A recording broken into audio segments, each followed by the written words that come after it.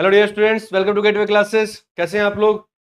Unit number 4 की one shot करने जा रहे हैं आज हम लोग। और यूनिट नंबर 4 में जैसे कि आपको पता है 4 मेन मशीन्स हैं। ठीक है, 4 कौन कौन सी मेन मशीन्स हैं? डीसी मशीन के बारे में आपको पढ़ना है, इंडक्शन मशीन के बारे में आपको पढ़ना है, सिंक्रोनस मशीन और अल्टरनेटर के बारे में पढ़ना है। यही 3 टॉपिक है जो एग्जाम में आपको रखे हुए मिलेंगे। इट मीन्स एक क्वेश्चन आपको डीसी मशीन से जरूर मिलेगा, एक आपको यहाँ से जरूर मिलेगा और एक क्वेश्चन मिलने की संभावना यहाँ से भी है। यहां से आपको 1+1 क्वेश्चन 2 भी मिल सकते हैं। ठीक है, तो क्योंकि इंडक्शन मशीन में 2 टॉपिक है, 3 फेज इंडक्शन मोटर और सिंगल फेज, तो यहां से आपको 2 क्वेश्चन मिल सकते हैं। तो इस तरह से क्वेश्चन मिलेगा। क्या क्या मिल सकता है वो भी मैं आपको बताता चलूंगा। फॉर एग्जाम्पल, आप डीसी मशीन पढ़ रहे हैं तो डीसी मशीन में सबसे इंपॉर्टेंट या तो आपसे ईएमएफ इक्वेशन पूछी जाएगी या आपसे टॉर्क इक्वेशन पूछी जाएगी। ठीक है, ये 2 इक्वेशन पूछी जाएंगी। और कैरेक्टरिस्टिक तो सिलेबस में है नहीं आपके। ठीक, तो 2 इक्वेशन इनमें से कुछ पूछा जाएगा या इसके अलावा टाइप्स पूछे जा सकते हैं। ठीक है, कितने टाइप्स की मशीन होती है, राइट। उसके अलावा आपके पास 3 फेज इंडक्शन मोटर है, यहां से आपसे ट्रिप टॉर्क स्लिप कैरेक्टरिस्टिक पूछी जा सकती है और उसकी प्रिंसिपल ऑफ वर्किंग पूछी जा सकती है। एक क्वेश्चन ये हो गया। तीसरा question single phase induction motor का, method of starting of single phase induction motor, एक क्वेश्चन ये हो गया। तो एक क्वेश्चन, 2, यहाँ पे इसके साथ में वर्किंग भी आपसे कई बार पूछ लेता है, वर्किंग आपसे पूछ सकता है। 2 क्वेश्चन हो गए। तीसरा क्वेश्चन ये हो गया, ये भी तीसरा ही क्वेश्चन है, एक साथ पूछे जाते हैं, torque slip characteristic. Fourth question ये हो गया आपका सिंगल फेज इंडक्शन मोटर। और फिफ्थ क्वेश्चन आपसे सिंक्रोनस मोटर पूछ लिया जाता है। तो 5 क्वेश्चन ये आपके बनते हैं, यहाँ से 4 से 5 क्वेश्चन। आसान यूनिट है, कहने के लिए बहुत बड़ी यूनिट है, लेकिन आपको एक एक टॉपिक ही पढ़ना है। हर टॉपिक से एक क्वेश्चन पढ़ना है मैक्सिमम। एक क्वेश्चन भी पढ़ लेंगे तो भी आपके लिए बहुत हेल्पफुल हो जाएगा। हालांकि पढ़ना तो पूरा ही है, लेकिन फिर भी अगर एक क्वेश्चन एटलीस्ट करके जाते हैं तो वहां से आपको जरूर एग्जाम में मिल जाएगा कुछ ना कुछ। ठीक है, तो चलिए स्टार्ट करते हैं। तो सबसे पहले स्टार्ट करते हैं construction of DC machine. DC machine से बात करते हैं। देखिए बिल्कुल ध्यान से समझते हैं। पहली बात, डीसी मशीन, जब मैंने वर्ड लिखा है ना तो यहाँ मोटर लिखा है ना जनरेटर लिखा है, इसका मतलब ये हम डीसी मशीन की बात कर रहे हैं। इट कुड बी मोटर और इट कुड बी जनरेटर। तो सबसे पहली बात कि डीसी मशीन में मोटर और जनरेटर दोनों की ही कंस्ट्रक्शन बिल्कुल सेम होती है। ना मोटर और जनरेटर कंस्ट्रक्शन में कोई डिफरेंस नहीं होता है। अगर आप उसको करंट देते हैं तो वो मोटर की तरह काम करेगी, घूमने लगेगी, और अगर आप उसको घुमाते हैं तो वो वोल्टेज जनरेट करेगी, यानी कि जनरेटर की तरह काम करेगी। तो एक ही मशीन दोनों तरीके से काम करती है, कंस्ट्रक्शन वाइज कोई डिफरेंस नहीं होता है। पहली चीज ये समझ में आनी चाहिए। दूसरी चीज, अगर हम बात करें कंस्ट्रक्शन की, तो कंस्ट्रक्शन में हम बात करते हैं मशीन की, तो इसमें 2 मेजर पार्ट्स होते हैं। पहला पार्ट होता है स्टेटर और दूसरा पार्ट होता है रोटर। स्टेटर मतलब वो पार्ट मशीन का जो कि स्टेशनरी होता है, जो कि रोटेट नहीं करता है। दूसरा पार्ट होता है रोटर, जो कि रोटेटिंग पार्ट होता है या रोटेट कर रहा होता है। ठीक है, तो 2 ही पार्ट होते हैं। अब इसके अंदर क्या क्या होता है, तो जो स्टेशनरी पार्ट्स है उसमें क्या क्या आता है। जैसे ये बॉडी की बाहर की बॉडी आपको दिखाई दे रही है, इस बाहर की बॉडी को हम बोलते हैं यॉक। इसको हम क्या बोलते हैं? यॉक। ठीक है, तो ये इसका स्टेशनरी पार्ट है। उसके बाद ये आपको दिखाई देते हैं पोल, तो पोल आपका स्टेशनरी पार्ट है। ठीक है, पोल के ऊपर जो वाइंडिंग लगी हुई है इसको हम बोलते हैं फील्ड वाइंडिंग। इसको हम क्या बोलते हैं? Field winding. तो ये कहलाती है हमारी फील्ड वाइंडिंग। इसको हम क्या बोलते हैं? Field winding. ठीक है, तो ये मेन तो आपके देखा जाए तो 3 पार्ट ऐसे हैं जो स्टेशनरी है, जो रोटेट नहीं करते हैं, और ये जो बीच वाला पार्ट है ये पूरा रोटेट करता है। अब इसके अंदर क्या क्या लिखे हुए आते हैं आपके? सबसे पहले ये जो दिख रही है आपको, इसको कहते हैं आर्मेचर कोर। इसको बोलते हैं आर्मेचर कोर। ठीक है, कोर होती है जो ये घूमती है। उसके बाद जो ये सर्कल में खाने से दिखाई दे रहे हैं इसको हम बोलते हैं कम्यूटेटर। ठीक है, ये इसी पर अटैच होता है। ये बेसिकली होता है कि जैसे शाफ्ट है, शाफ्ट के ऊपर आपने कम्यूटेटर लगाया, उसके ऊपर आपने ये आर्मेचर कोर लगाई और उसके ऊपर फिर कंडक्टर लगा दिए। और ये जो डॉट डॉट से दिखाई दे रहे हैं ये होते हैं आर्मेचर कंडक्टर। Armature conductor. इसके ऊपर जो ब्लैक दिखाई दे रहे हैं ये आपके ब्रशेज होते हैं। ब्रशेज यहाँ पे फिक्स होते हैं, ये रोटेट नहीं करते हैं, रोटेट केवल कम्यूटेटर करता है। ये ब्रशेज इस तरह से अरेंज होते हैं कि ये फिक्स रहे। ठीक है, तो ये ब्रश रोटेट नहीं करते हैं, लेकिन ये लगे आर्मेचर पे ही होते हैं। ठीक है, तो ये आपके मेन पार्ट्स हो गए। तो यही पार्ट हमने लिखे हैं, ये आपका स्टेटर का पार्ट है। ठीक है, और ये आपका रोटर का पार्ट है। ठीक, आगे बढ़ते हैं, इसके बारे में थोड़ा सा जान लेते हैं। स्टेटर पार्ट में सबसे पहले आता है मैग्नेटिक फ्रेम और यॉक। तो फ्रेम का काम क्या है, देखिए सबसे पहले तो सपोर्ट देता है। The outer frame of DC machine made of cast iron, hard iron का बना होता है, मैकेनिकल स्ट्रेंथ देता है होल असेंबली को, और also carries the magnetic flux. जो फील्ड वाइंडिंग लगी हुई है पोल पे, उनसे जो फ्लक्स बनता है, जो मैग्नेटिक फील्ड बन रहा है, उसको स्प्रेड करने का काम करता है, ठीक है। और सपोर्ट तो करता ही है, मैकेनिकल स्ट्रेंथ प्रोवाइड कराता है, ठीक है। बाहर से आप मोटर के ऊपर कोई अगर कोई चीज गिर जाए तो ऐसा नहीं कि मोटर खराब हो जाएगी, तो मैकेनिकल स्ट्रेंथ भी उसको प्रोवाइड कराता है। दूसरा है pole and pole shoes.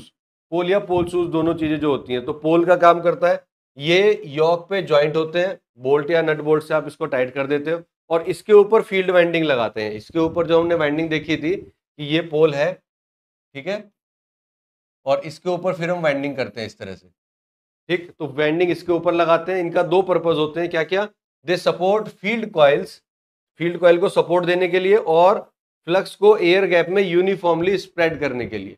Flux ताकि आपका पूरे फील्ड में जो एयर गैप है बिटवीन आर्मेचर या रोटर एंड स्टेटर, उसमें आसानी से इवनली स्प्रेड करा दे। तो ये काम होता है आपका पोल्स का।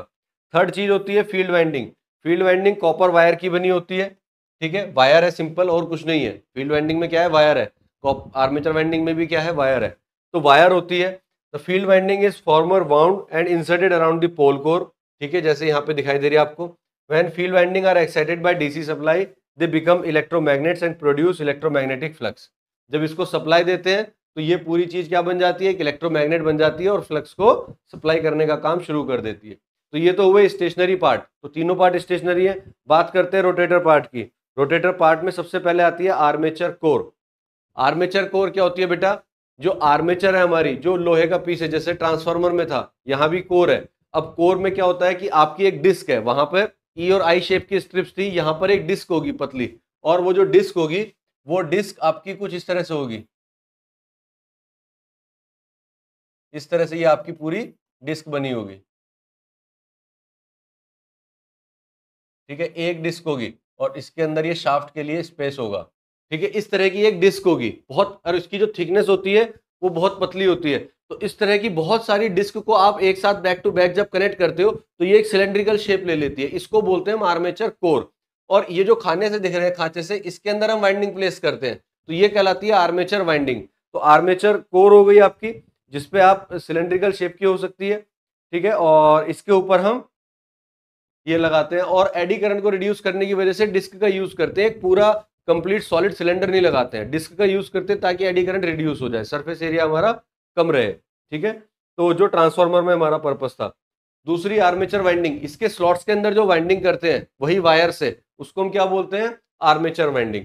दो तरीके की वाइंडिंग होती है, लैप वाइंडिंग या फिर वेव वाइंडिंग। फिर आता है कम्यूटेटर।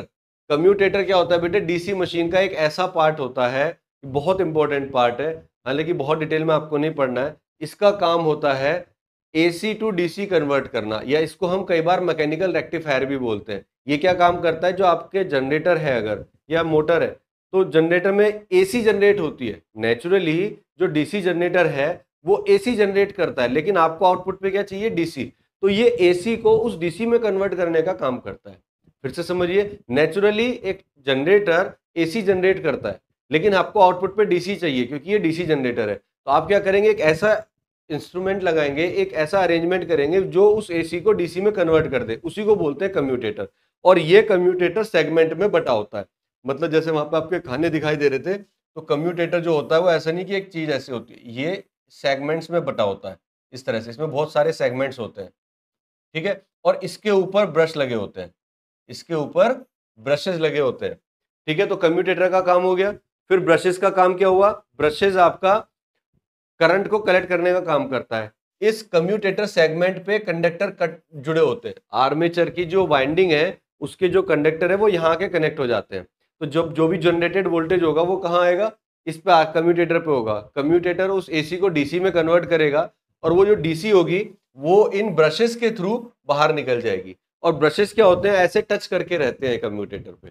मतलब जब कम्यूटेटर घूम रहा होगा तो ब्रशेस फिक्स होंगे, कम्यूटेटर घूमता रहता है, ब्रशेस पे जो भी करंट आएगी वो निकल के बाहर सर्किट में जाती रहेगी। तो दिस इज हाउ ब्रशेस जो वर्क करते हैं, ठीक है। कार्बन के ब्रशेस होते हैं। उसके बाद पांचवा पार्ट हो सकता है बियरिंग, ताकि फ्रिक्शनल लॉसेस वगैरह कम हो। तो ये ऐसा पार्ट है जो बहुत इंपॉर्टेंट भी है। अगर ये नहीं लगाओगे तो साउंड बहुत ज़्यादा आएगी, फ्रिक्शनल लॉसेस बहुत ज़्यादा होंगे। लेकिन ये अगर हम इसको वैसे बात करें टेक्निकली, तो इसका कोई ऐसा रोल दिखाई नहीं देता, लेकिन एक्चुअल में इसका बड़ा रोल होता है। फ्रिक्शनल लॉसेस आपके बहुत कम करता है, तो उनको रिड्यूस करने के लिए आप बेयरिंग का यूज़ करते हो। ठीक है, तो these are the rotating part of DC machine. Construction हो गई। बात करते हैं एक एक करके जनरेटर की और मोटर की। सबसे पहले बात कर लेते हैं जनरेटर की। ठीक है, अब जनरेटर की बात करते हैं तो देखिए जनरेटर में क्या होगा। ये एक मोटर है, ठीक है, इधर इसका एन पोल है, इधर इसका एस पोल है। तो जो मैग्नेटिक फील्ड बन रहा होगा, अभी हम मान के चल रहे हैं परमानेंट मैग्नेट है, तो एन से एस की तरफ जो आपका फील्ड दिखाई दे रहा है ब्लू एरोज से, ये आपका मैग्नेटिक फील्ड है। इस मैग्नेटिक फील्ड के अंदर हमने एक कॉइल रख दी। इस मैग्नेटिक फील्ड के अंदर हमने क्या किया, एक कॉइल रख दी, एक वायर इस तरह से बना के उसको रख दिया, और इस कॉइल के दोनों एंड को हमने कम्यूटेटर पे कनेक्ट कर दिया। जो दिखाई दे रहे हैं स्लिप रिंग्स या ये कम्यूटेटर के रिंग्स है, और ये जो आपको दिखाई दे रहा है थोड़ा सा, ये ब्रशेज है। ठीक है, इधर भी लगा हुआ है। अब क्या होगा कि हमने एक रूल पढ़ा था फैराडे का इलेक्ट्रोमैग्नेटिक इंडक्शन का, क्या कि if conductor is placed in a varying magnetic field, एक ईएमएफ उस पर इंड्यूस हो जाता है। अब यहां पर चूंकि ये परमानेंट मैग्नेट है, तो जो फील्ड बन रहा है, ये फील्ड आपका कैसा है, कांस्टेंट है। फील्ड कैसा है, कांस्टेंट है, क्योंकि डीसी से बन रहा है, तो फील्ड तो है आपका कांस्टेंट। अब कांस्टेंट फील्ड में अगर कंडक्टर को रख दोगे तो कुछ भी नहीं होगा। अगर ये रोटेटिंग फील्ड होता या वेरिंग फील्ड होता, जैसे ट्रांसफार्मर के केस में था, तब तो ईएमएफ इंड्यूस होता, अब तो इसमें होगा नहीं। तो क्या करेंगे, क्योंकि ये जनरेटर है, तो आपको इस कंडक्टर को मूव कराना पड़ेगा। यानी कि आप जनरेटर का एग्जाम्पल सोचिए, जनरेटर कैसे होते हैं। आपके घर में भी जो जनरेटर लगा हुआ है वो क्या होता है, उसमें एक डीजल इंजन लगा होता है। डीजल इंजन से आप उसको घुमाते हो, तब जाके अल्टरनेटर घूमता है। तो एक प्राइम मूवर जनरेटर को चाहिए होता है जो उसको घुमाएगा। जहां बिजली बनती है क्या होता है, टरबाइन्स लगे होते हैं, टरबाइन से जनरेटर जुड़े होते हैं। तो जब पानी से टरबाइन घूमता है या स्टीम से टरबाइन घूमता है, तब आपका जनरेटर काम करता है। इट मीन जनरेटर को एक प्राइम मूवर चाहिए जो उसको रोटेट कराए। तो यहाँ भी कोई प्राइम मूवर लगा होगा जो इसको रोटेट कराएगा। जब इसको रोटेशन कराएंगे तो फील्ड तो कांस्टेंट है, बट जो आर्मेचर कंडक्टर है, आर्मेचर कंडक्टर है, ये रोटेट कर रहा है। इसको आप रोटेट कराएंगे by prime mover, by prime mover. किसी प्राइम मूवर की हेल्प से आप इसको रोटेट कराएंगे। जब इसको रोटेट कराएंगे तो अभी क्या है, मान लीजिए कि ये यहां पर नॉर्थ पोल है, इधर साउथ पोल है, और अभी मेरा क्या है, ये बिल्कुल इसके पैरेलल बनी हुई है। जो मैग्नेटिक फील्ड लाइंस है इसके पैरेलल मैंने एकदम कॉइल्स को रखा हुआ है, तो फील्ड इसको कट नहीं कर रहा है। जब फील्ड इसको कट नहीं कर रहा है, तो हमें पता है कि अगर कोई कंडक्टर को फील्ड कट नहीं कर रहा है तो वहां पे ईएमएफ इंड्यूस नहीं होगा। यानी कि उस दौरान आपका जो ईएमएफ है वो बिल्कुल भी इंड्यूस नहीं हो रहा है। लेकिन जैसे आप कंडक्टर को घुमाना शुरू करते हैं, अब ये थोड़ा सा टिल्ट होता है, तो कुछ लाइंस इसको क्रॉस करेंगी। जब कुछ लाइंस क्रॉस करेंगी मैग्नेटिक फील्ड को, तो ईएमएफ इंड्यूस होना शुरू हो जाएगा। तो थोड़ा सा ईएमएफ इंड्यूस होगा, तो मान लीजिए थोड़ा सा ईएमएफ इंड्यूस हुआ, फिर आप इसको घुमाते चले जाएंगे, फ्लक्स लिंकेज बढ़ता चला जाएगा, और एक टाइम ऐसा आएगा कि जब 90 डिग्री आप इसको घुमा देंगे तो मैक्सिमम फ्लक्स लिंक करेगा, क्योंकि ये इसके बिल्कुल परपेंडिकुलर आ जाएगा। तो मैक्सिमम फ्लक्स इससे लिंक कर रहा होगा, तो उस समय पे मैक्सिमम फ्लक्स यहाँ पे आके लिंक करेगा कितने डिग्री पे, 90 डिग्री पे। फिर फर्दर अगर आप 90 डिग्री घुमाते हो तो ये और कम होना शुरू हो जाएगा, और फिर ये पैरेलल आ जाएगा। 180 डिग्री होते होते ये कॉइल बिल्कुल पैरेलल आ जाएगी, यानी कि अब 90 डिग्री से आगे ये रिड्यूस होना शुरू हो जाएगा। फिर इससे आगे अगर आप घुमाते हो तो फिर से ये बढ़ना शुरू होगा, बट इन निगेटिव डायरेक्शन। तो इसके बाद आपकी जो वेवफॉर्म आएगी वो कुछ इस तरह से आ जाएगी पूरे 360 डिग्री के लिए। तो पहले करंट बढ़ी 90 डिग्री तक, फिर घटी 180 डिग्री तक, फिर निगेटिव डायरेक्शन में बढ़ी 90 डिग्री के लिए, फिर फर्दर 90 डिग्री के लिए वो घटेगी, और फाइनली आपकी वो जीरो तक पहुंचेगी। तो इस तरह की वेवफॉर्म आपकी जनरेट होती है इन कंप्लीट रोटेशन, एक कंप्लीट रोटेशन में, जो कि होती है एसी। ठीक है, जो कि एसी होती है। यही मैं आपको बताता था कि जनरेटर नेचुरली एसी जनरेट करता है। अब एसी जनरेट हो गई, लेकिन इस एसी को डीसी में कन्वर्ट करना है, क्योंकि आउटपुट हमें चाहिए डीसी। उसके लिए हमने लगाया कम्यूटेटर। कम्यूटेटर क्या काम करेगा, इस एसी को डीसी में कन्वर्ट कर देगा। ठीक है, और कन्वर्ट करके बाहर आउटपुट वोल्टेज में दे देगा। तो कम्यूटेटर कैसे काम करता है वो समझिए। कम्यूटेटर में क्या होता है बेटा, ध्यान से समझना। ये दो पार्ट अभी मैं मान के चल रहा हूं, ए और बी। ठीक है, अभी क्या है, मैंने यहाँ पे ब्रशेस के थ्रू वाइंडिंग लगा रखी है इसमें। ये मेरी सप्लाई आ रही है और ये मेरा आउटपुट सर्किट है। ठीक है, मान लीजिए अभी मेरी ये करंट आ रही है, ये करंट आ रही है, तो ये प्लस है और ये माइनस है। ठीक है, अभी क्या है मेरे पास, मैं पहली इसकी बात कर रहा हूं, इसकी बात कर रहा हूं जब इनपुट ये है, तो इसकी वजह से यहां से करंट ऐसा आ रही है, ए को मैंने पॉजिटिव मान लिया, बी को निगेटिव मान लिया। ठीक, फिलहाल अब क्या होगा कि नेक्स्ट जो साइकिल आएगी, यानी कि ये वाली साइकिल, निगेटिव साइकिल, जैसे ही निगेटिव साइकिल आएगी तो यहां तक मैं कितना चल चुका हूं, 180 डिग्री, यानी कि मेरी जो कॉइल थी वो पूरी ऐसे चल चुकी है। तो जब जनरेटर जो कॉइल है वो 180 डिग्री घूमेगी, आप सोचिए जब ये 180 डिग्री घूमेगा तो रेड वाला इधर आ जाएगा, ब्लू वाला इधर आ जाएगा, यानी कि ये भी अपनी पोजीशन को चेंज कर लेंगे। तो आफ्टर 180 डिग्री, ध्यान से समझिएगा, आफ्टर 180 डिग्री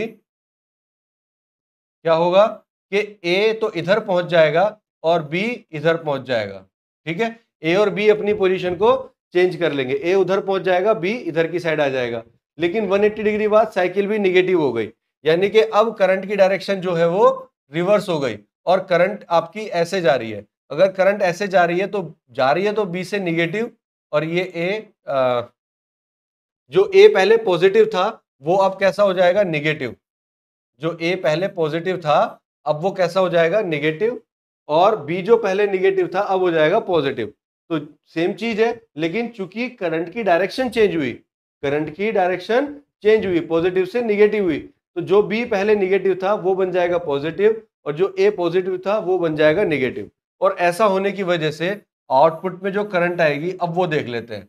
पहले केस में करंट प्लस से माइनस की तरफ, यानी कि डायरेक्शन हो गई ये। इस केस में भी करंट प्लस से माइनस की तरफ, यानी कि डायरेक्शन हो गई है। तो हम देख रहे हैं दोनों केस में direction of current is same, यानी कि यहां भी करंट ऐसे आ रही है, यहां भी ऐसा आ रही है, तो टोटल करंट आपकी डीसी करंट आ रही है। तो ये इस तरह से जो कम्यूटेटर होता है ये आपका एसी को डीसी में कन्वर्ट कर देता है। ठीक है, बात करते हैं ईएमएफ इक्वेशन की। ठीक है, तो ईएमएफ इक्वेशन क्या होती है, तो जो ईएमएफ जनरेट हो रहा है, जिसकी हम अभी इक्वेशन बना रहे थे, जो दिखा रहे थे आपको, उसकी इक्वेशन कैसे आप बनाओगे। तो सबसे पहले आप देखते हैं कि अगर एक ही कंडक्टर है, जो हमने एग्जांपल में लिया था, अगर एक कंडक्टर है और वो आपका फ्लक्स को कट कर रहा है, तो नंबर ऑफ पोल्स जितने भी होंगे उतने फ्लक्स को कट करेगा। मान लीजिए 4 नंबर ऑफ पोल है आपकी मशीन में, तो 4 बार उसको कट करता हुआ जाएगा, पहले फ्लक्स को कट करेगा फिर दूसरे को, तो एक रोटेशन में चारों पोल को कट करेगा। तो कितना हो जाएगा, flux cut by one conductor is P into 5, P into 5 flux cut करेगा। अब एक रोटेशन को पूरा करने में अगर वो n स्पीड से घूम रहा है, अगर उसके घूमने की स्पीड n RPM है, तो एक सेकंड में वो कितना घूमेगा, तो time taken to complete one revolution, एक रिवोल्यूशन पूरी करने में जो टाइम लगेगा T equal to 60/n, where n is the speed of motor. और अगर इसी हिसाब से हम ईएमएफ निकालना चाहें तो ईएमएफ कितना हो जाएगा, एक कंडक्टर से, जो एक कंडक्टर से ईएमएफ बन रहा है वो कितना हो जाएगा, E equal to P5/dt, d5/dt होता है ना, तो flux cut by conductor divided by time, E equal to क्या होता है, 5/t। ठीक है, तो कितना हो जाएगा, P5/t। ये किसके लिए हुआ, EMF induced by one conductor. ठीक है, अब यहां पे टाइम की वैल्यू रख देते हैं 60/n, तो आपका ये फॉर्मूला आ जाएगा। अब अगर आपके पास एक कंडक्टर तो है नहीं, अगर आपके पास total number of conductor Z/A है, ठीक है, Z/A कंडक्टर है, तो आपके पास टोटल ईएमएफ कितना हो जाएगा, Eg equal to P5n/60 into Z। तो ये टोटल ईएमएफ इंड्यूस हो जाएगा, फॉर्मूला आ जाएगा Z5np/60A, where A is the parallel paths, A is the parallel path. ये अगर आपकी वेव वाइंडिंग है, for wave A equal to हमेशा 2 होता है, और अगर लैप टाइप वाइंडिंग दी हुई है तो A की वैल्यू हमेशा पोल के इक्वल होती है। A की जितने पोल्स होंगे उतने ही हमारे पैरेलल पाथ्स होते हैं। तो A की वैल्यू डिपेंड करेगी किस टाइप की वाइंडिंग है। वेव के लिए फिक्स होता है 2, लैप के लिए A इक्वल टू हमेशा P रहेगा। ठीक है, सो ये इक्वेशन आ जाएगी। अगर n को RPS में रखना चाहते हो, राउंड पर सेकेंड में, तो 60 को हटा देंगे, सिंपली स्मॉल n लिख देंगे। ठीक है, तो ये ईएमएफ हमारा आ जाएगा जनरेटेड ईएमएफ। इसी को मोटर के केस में बैक ईएमएफ भी बोलते हैं। ठीक है, so this is the EMF equation of generator. बात करें working principle of DC motor, तो डीसी मोटर का प्रिंसिपल क्या होगा, आप सिंपली समझिए कि जब हम किसी मोटर को करंट देंगे, करंट हम देंगे, ठीक है, करंट देंगे तो क्या होगा, एक फील्ड वहां पर क्रिएट होगा। ठीक है, तो when the terminal of motor are connected to an external source of DC supply. DC supply दोगे तो कुछ जो कंडक्टर हैं वो नॉर्थ पोल के अंदर में आएंगे, कुछ कंडक्टर्स ऐसे होंगे जो साउथ पोल के अंदर में आएंगे। भाई मान लीजिए दो पोल है, दो पोल की मशीन है, तो एक पोल नॉर्थ बन जाएगा, एक पोल साउथ बन जाएगा। आधे कंडक्टर नॉर्थ पोल के अंदर में दिखाई देंगे, आधे कंडक्टर जो है वो आपको साउथ पोल के अंदर दिखाई देंगे। तो इस तरह से आपके ये आ जाएंगे। अब ऐसा होने पे क्या होगा कि जब कुछ कंडक्टर, अब ये आर्मेचर है, ठीक है, इस आर्मेचर पे कुछ कंडक्टर ऐसे रखे हैं और कुछ कंडक्टर ऐसे रखे हैं। मैं तो सिंपल भाषा में समझाता हूँ आपको। इधर की तरफ आपका ये पोल लगा हुआ है, ठीक है, नॉर्थ पोल, और इधर की तरफ ये आपका साउथ पोल लगा हुआ है। इस पोल में मान लीजिए क्रॉस है और इस पोल में मान लीजिए डॉट है फिलहाल, करंट की डायरेक्शन। तो जब हम ऐसा करते हैं तो क्या होगा कि जो इसके अंदर में एक में करंट की डायरेक्शन इनवर्ड है और एक में करंट की डायरेक्शन आउटवर्ड है। तो कुछ कंडक्टर्स में अब डायरेक्शन जो है वो इनवर्ड है, यानी कि अंदर की तरफ जा रही है, और कुछ कंडक्टर में बाहर की तरफ जा रही है। अब सिलेंड्रिकल आपका क्या बोलते हैं, मान लीजिए ये आपकी आर्मेचर है, ठीक है, इस तरह से आर्मेचर है, और इसके ऊपर कुछ कंडक्टर तो ऐसे जा रहे हैं जो नॉर्थ पोल के अंदर आ रहे हैं, कुछ कंडक्टर ऐसे हैं जो साउथ पोल के अंदर जा रहे हैं। इसमें करंट आगे की तरफ जा रही है, इसमें करंट पीछे की तरफ जा रही है। तो यहां जो फोर्स लग रहा होगा वो इधर वाला फोर्स इसको ऊपर भगाएगा, लेकिन इधर वाले का फोर्स इसको नीचे भगाएगा। तो यहां पर क्या होता है कि आपका एक टॉर्क जनरेट हो जाता है या एक कपल जनरेट हो जाता है। मतलब ये कंडक्टर आपका, ये तो कहते हैं कि फोर्स ऐसे लगना चाहिए, लेकिन ये वाले कंडक्टर की चूंकि डायरेक्शन जस्ट अपोजिट है तो ये कहेंगे फोर्स ऐसे लगना चाहिए। तो इस कंडक्टर पे दो फोर्स जनरेट हो जाते हैं, जो में जिसका एक फोर्स तो इसको ऊपर की तरफ रोटेट कराएगा और दूसरा फोर्स कोशिश करेगा कि ये नीचे जाए। ठीक है, तो ध्यान से समझिए कि जब आपका एक कंडक्टर जिसको करंट दी जा रही है, अब उसमें करंट जो है भाई ऐसे जाएगी, फिर ऐसे जाएगी, फिर ऐसे जाएगी, तो ऊपर करंट की डायरेक्शन आपकी इस डायरेक्शन में है, जबकि जब वो घूम के नीचे जाएगी तब उसकी डायरेक्शन जस्ट रिवर्स हो जाएगी।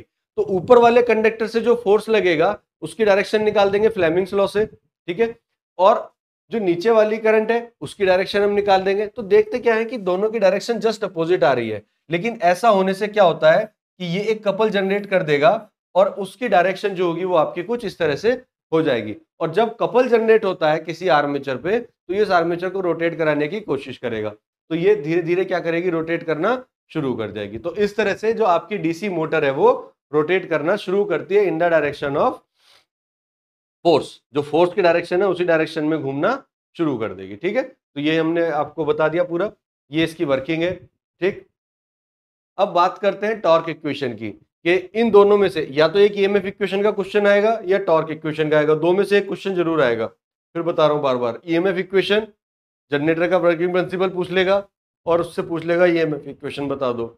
मोटर का वर्किंग प्रिंसिपल पूछ लेगा, आपसे टॉर्क इक्वेशन का डायग्राम बनवा लेगा या टॉर्क इक्वेशन का डेरिवेशन करा लेगा। क्या होता है कि मान लीजिए ये आर्मेचर है, इस पे एक फोर्स लग रहा है जिससे जो इसको रोटेट कराने की कोशिश करेगा। The radius of armature is R, और जिस वेलोसिटी से ये घूम रहा है एंगुलर वेलोसिटी से वो है ओमेगा। तो ओमेगा कितना हो जाएगा, 2 pi n upon 60, 2 pi n upon 60, where n is the speed of motor. तो ये तो वेल नोन फॉर्मूला है ओमेगा का कि omega equal to 2 pi n upon 60 होता है। अब अगर हमें वर्क निकालना हो इसको घुमाने में, या मान लीजिए इसकी जो पूरी एक रिवोल्यूशन पूरा कराना है, तो रिवोल्यूशन कितना हो जाएगा, जो इसकी पेरीफेरी होगी वो 2 पाई r हो जाएगी। यानी कि इस फोर्स को लगा के हम कितनी डिस्टेंस कवर करना चाह रहे हैं, एक सर्कल में 2 पाई r डिस्टेंस। तो फोर्स वर्क कितना हो जाएगा, फोर्स इंटू डिस्टेंस, डिस्टेंस कितनी हो गई 2 पाई r, क्योंकि एक सर्कल घुमाने में कितनी डिस्टेंस लगेगी, 2 पाई r कवर करना पड़ेगा। पावर कितना होता है, work done upon time, work done हो जाएगा F इंटू 2 पाई r अपॉन टाइम कितना हो जाएगा 60 अपॉन n। इसको सॉल्व कर लेते हैं, n को ऊपर ले जाते हैं, 60 यहाँ लिख देते हैं। अब F और R को अलग कर लेते हैं, 2 पाई n अपॉन 60 अलग करते हैं, 2 पाई n अपॉन 60 क्या हो जाता है बेटा, ओमेगा, और F इंटू R क्या हो जाता है, torque. Force into distance, force into distance क्या बन जाती है, टॉर्क। तो ये तो हुई आपकी मैकेनिकल पावर। ठीक है, ये आ गई power, equation number 1। Also power will be equal to EB into I A. Electrical power अगर निकालने तो क्या हो जाएगी, EB into I A, E into I, voltage into current. ठीक है, तो ये इलेक्ट्रिकल पावर हो जाती है दोनों। अब इस केस में दोनों पावर हमारी क्या हो जाएंगी, इक्वल। तो पावर ही है, जब दोनों ही पावर है तो दोनों को क्या कर सकते हैं, इक्वल रख सकते हैं। तो torque into omega equal to EB into I A. तो टॉर्क इक्वल टू कितना आ जाएगा, ईबी की वैल्यू रख दो Z5 NP/60A इंटू IA/ओमेगा। ओमेगा की वैल्यू रखो 2πN/60, एन से एन कैंसिल हो जाएगा, 60 से 60 कैंसिल हो जाएगा, और 2π 1/2π की वैल्यू निकालेंगे तो आपकी वैल्यू आ जाएगी 0.159 Z5PIA/A। This is the equation of torque. ठीक है, टॉर्क इक्वेशन की ये फॉर्मूला आपकी इक्वेशन आ जाती है। ठीक, तो this is the torque equation of DC motor. ठीक है, अब पूछा जाएगा आपसे types of DC machine, generator या फिर मोटर, कितने टाइप्स की डीसी मशीन होती हैं। तो देखिए जनरली दो टाइप की होती हैं, एक होती है सेपरेटली एक्साइटेड, एक होती है सेल्फ एक्साइटेड। सेपरेटली एक्साइटेड में क्या होता है कि दो तरीके की वाइंडिंग होंगी, एक आर्मेचर वाइंडिंग होती है जो आर्मेचर पे लगी होती है, एक फील्ड वाइंडिंग होती है जो पोल पे लगी होती है। तो सेपरेटली एक्साइटेड में फील्ड वाइंडिंग को अलग से सप्लाई दी जाती है। ठीक है, फील्ड वाइंडिंग को किसी एक्सटर्नल फोर्स से सप्लाई दोगे, जबकि सेल्फ एक्साइटेड में कोई सप्लाई नहीं देते हो, वो सेल्फ से ही आपके काम करती है, उसको एक्सटर्नल सप्लाई हम नहीं देते हैं। तो सेल्फ एक्साइटेड में तीन तरीके की मोटर है, series motor, shunt motor and compound motor. Series motor का मतलब यह है जब फील्ड वाइंडिंग आर्मेचर के साथ सीरीज में लगी होती है तो सीरीज मोटर, अगर फील्ड वाइंडिंग पैरेलल में कनेक्टेड है आपके आर्मेचर के साथ तो वो शंट मोटर, और अगर फील्ड वाइंडिंग सीरीज में भी है पैरेलल में भी है तब उसको बोलते हैं कंपाउंड मोटर। अब इसको समझते हैं क्या होगा। सबसे पहले बात करते हैं सेपरेटली एक्साइटेड। तो देखिए ये आपकी फील्ड वाइंडिंग है और इसको सप्लाई हम अलग से दे रहे हैं, इसको सप्लाई हम अलग से दे रहे हैं, ये सेपरेट डीसी सप्लाई है। ठीक है, इसका इससे कोई लेना देना नहीं है। अब अच्छा, इसमें एक चीज और ध्यान रखेंगे, आपको कैसे पहचान करनी है कि जो गिवन सर्किट है वो मोटर का है कि जनरेटर का है।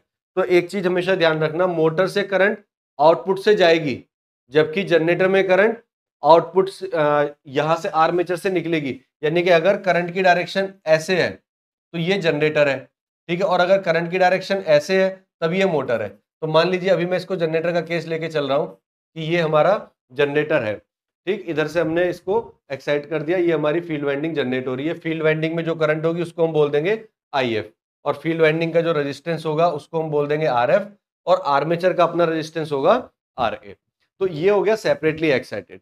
सेपरेटली एक्साइटेड में फील्ड वाइंडिंग को हमने अलग से सप्लाई दी है। इसकी अगर इक्वेशन लिखेंगे तो ये हो जाएगा आउटपुट वोल्टेज V और इधर हो जाएगी हमारा जनरेटेड EMF E। अब इधर इसकी इक्वेशन लिखनी होती है आपको।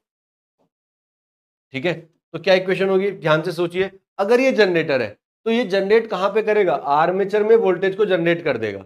सबसे पहले यहां पर वोल्टेज जनरेट होगा। ठीक है, अब वोल्टेज जनरेट हुआ और मुझे इसको लेके कहां तक जाना है, यहां से लोड तक लेके जाना है, आउटपुट तक लेके जाना है। आप ऐसा समझ लीजिए आपने एक बाल्टी भर ली, अब उस बाल्टी को बाहर से भर के, नल से भर के आपको अपने बाथरूम तक लेके जाना है। तो कहीं रास्ते में थोड़ा बहुत हिलेगा तो थोड़ा बहुत पानी गिरता है कि नहीं गिरता है, यानी कि बाथरूम तक पहुंचते पहुंचते थोड़े बहुत तो लॉसेज होंगे। तो यही है कि जब यहां से आप आउटपुट तक जाओगे तो कुछ ना कुछ तो लॉसेज होंगे। अब वो लॉसेज कहां होंगे, सबसे पहला लॉस होगा इस आर्मेचर का खुद का रेजिस्टेंस। सबसे पहला लॉस कहां होगा, आपके पास फुल वोल्टेज जनरेट हुआ, उसमें सबसे पहला जो लॉस हुआ इसके खुद के रेजिस्टेंस में हुआ। ठीक है, तो Eg माइनस सबसे पहला जो ड्रॉप हुआ वो IA/RA। अगर यहां पर एक करंट जनरेट हुई IA, तो सबसे पहले IA इंटू RA ड्रॉप हो गया खुद आर्मेचर के रेजिस्टेंस की वजह से। उसके बाद करंट आर्मेचर से बाहर निकल के पहुंचती है ब्रशेस पे, ब्रशेस होते हैं हाई कार्बन के, कार्बन की वजह से यहां पे ड्रॉप होता है, यानी कि फिर हो जाएगा माइनस वोल्टेज ड्रॉप। ठीक है, या ब्रश वोल्टेज ड्रॉप लिख लीजिए इसको, ब्रश वोल्टेज ड्रॉप। उसके बाद फिर ये करंट यहां से ब्रश से भी निकल गई, आगे पहुंची, अब ये टर्मिनल तक पहुंच जाएगी, यानी कि अब जो वोल्टेज मिलेगा वो क्या बचेगा आपका V। ठीक है, तो आप क्या लिख सकते हैं कि V equal to Eg minus IA/RA minus brush drop. ठीक है, ये तो हो गई हमारी वोल्टेज की इक्वेशन। ठीक है, इन separately excited DC generator power कितनी हो जाएगी, P इक्वल टू हो जाएगी Eg इंटू IA। अब ये बात अगर मैं मोटर के लिए कहूं, फॉर मोटर, मोटर होती तो हम V वोल्टेज देते और यहां पे जनरेट होता, यानी कि आपने क्या दिया, V वोल्टेज दिया। अब यहां तक पहुंचते पहुंचते कितना रह जाएगा, ये V गया, V में से वोल्टेज आ रहा है, करंट आ रही है इधर, सबसे पहले ब्रश में जाएगी तो सबसे पहले ब्रश का ड्रॉप हो जाएगा, तो माइनस ब्रश ड्रॉप, फिर आर्मेचर में घुसी आर्मेचर में घुसते इसको मिल गया रेजिस्टेंस, तो आर्मेचर रेजिस्टेंस मिला, ये RA ड्रॉप हो गया। अब जो वोल्टेज बचा वो आपका मिलेगा किसको, आर्मेचर को, यानी कि अब जो वोल्टेज मिला वो कितना हो जाएगा, EG। तो ये इक्वेशन आ जाएगी बेटा आपकी मोटर के लिए। तो बस इतना ही आपको करना है, ठीक है। मोटर के लिए आपको जब टाइप्स डिफाइन करोगे तो जनरेटर के ये मोटर के लिए हो गया, और ये जनरेटर सॉरी ये जनरेटर के लिए है, और जनरेटर। इसी तरह से शंट मोटर के लिए देखिए आप, या शंट जनरेटर के लिए, अगर जनरेटर है तो यहां पर करंट, ये डायग्राम तो मोटर का है, लिखा मैंने जनरेटर है, तो यहां पर हम चाहें तो इसको डायरेक्शन को चेंज कर देते हैं, ठीक है, ये हो जाएगी, ये जनरेटर हो जाएगा। तो 4 जनरेटर आप देखिए क्या होगा कि सबसे पहले यहां पर EG जनरेट होगा, ठीक है। तो EG माइनस कितनी करंट इसमें जा रही है, रेजिस्टेंस कितना इसका, IARA, ये होगा आपका सबसे पहले जो इसका रेजिस्टेंस है RA, तो इसमें ड्रॉप होगा EG माइनस IARA। फिर उसके बाद ब्रश का ड्रॉप होगा minus brush drop, brush drop हुआ, उसके बाद फिर आप आगे पहुंचे और ये लोड करंट है, फिर आप पहुंच जाओगे वोल्टेज तक, ठीक है, यानी कि इक्वल टू V। तो ये इक्वेशन बनेगी, ठीक। और एक रिलेशन बनेगा आपका यहां से क्या, कि IA equal to IF plus IL, यानी कि जो आर्मेचर करंट है, जो आर्मेचर की करंट यहां दिखाई दे रही है, it is the sum of IF plus IL, load current और फील्ड करंट के बराबर होगा, ठीक है। ये आपका RF हो जाएगा, फील्ड रेजिस्टेंस कितना हो जाएगा, RF, ठीक है। ये किसके केस में हो जाएगा, आपका जनरेटर के केस में। और अगर मोटर का एग्जांपल लेना चाहते हो तो मोटर के केस में क्या होगा, टर्मिनल से वोल्टेज देंगे, इधर आएगा, तो सबसे पहले लॉस कहां होंगे, V माइनस IARA, फिर ब्रश ड्रॉप, ठीक है, और फिर जो बचेगा वो आपका मोटर को मिलेगा EB, ठीक है। तो ये आपकी वोल्टेज इक्वेशन आ जाएगी मोटर के लिए। बोथ केस पावर इक्वेशन कितनी आएगी, आर्मेचर के अंदर पावर निकाल रहे हैं तो EB इंटू IA या EG इंटू IA। ये पावर हम कहाँ निकाल रहे हैं, इस आर्मेचर के अंदर। तो ये हुआ आपका DC शंट मोटर के केस में, ठीक है। बात करते हैं सीरीज जनरेटर की या सीरीज मोटर की। जनरेटर की बात करेंगे तो करंट की डायरेक्शन आपकी ये हो जाएगी, ठीक है, करंट की डायरेक्शन आपकी ये हो जाएगी।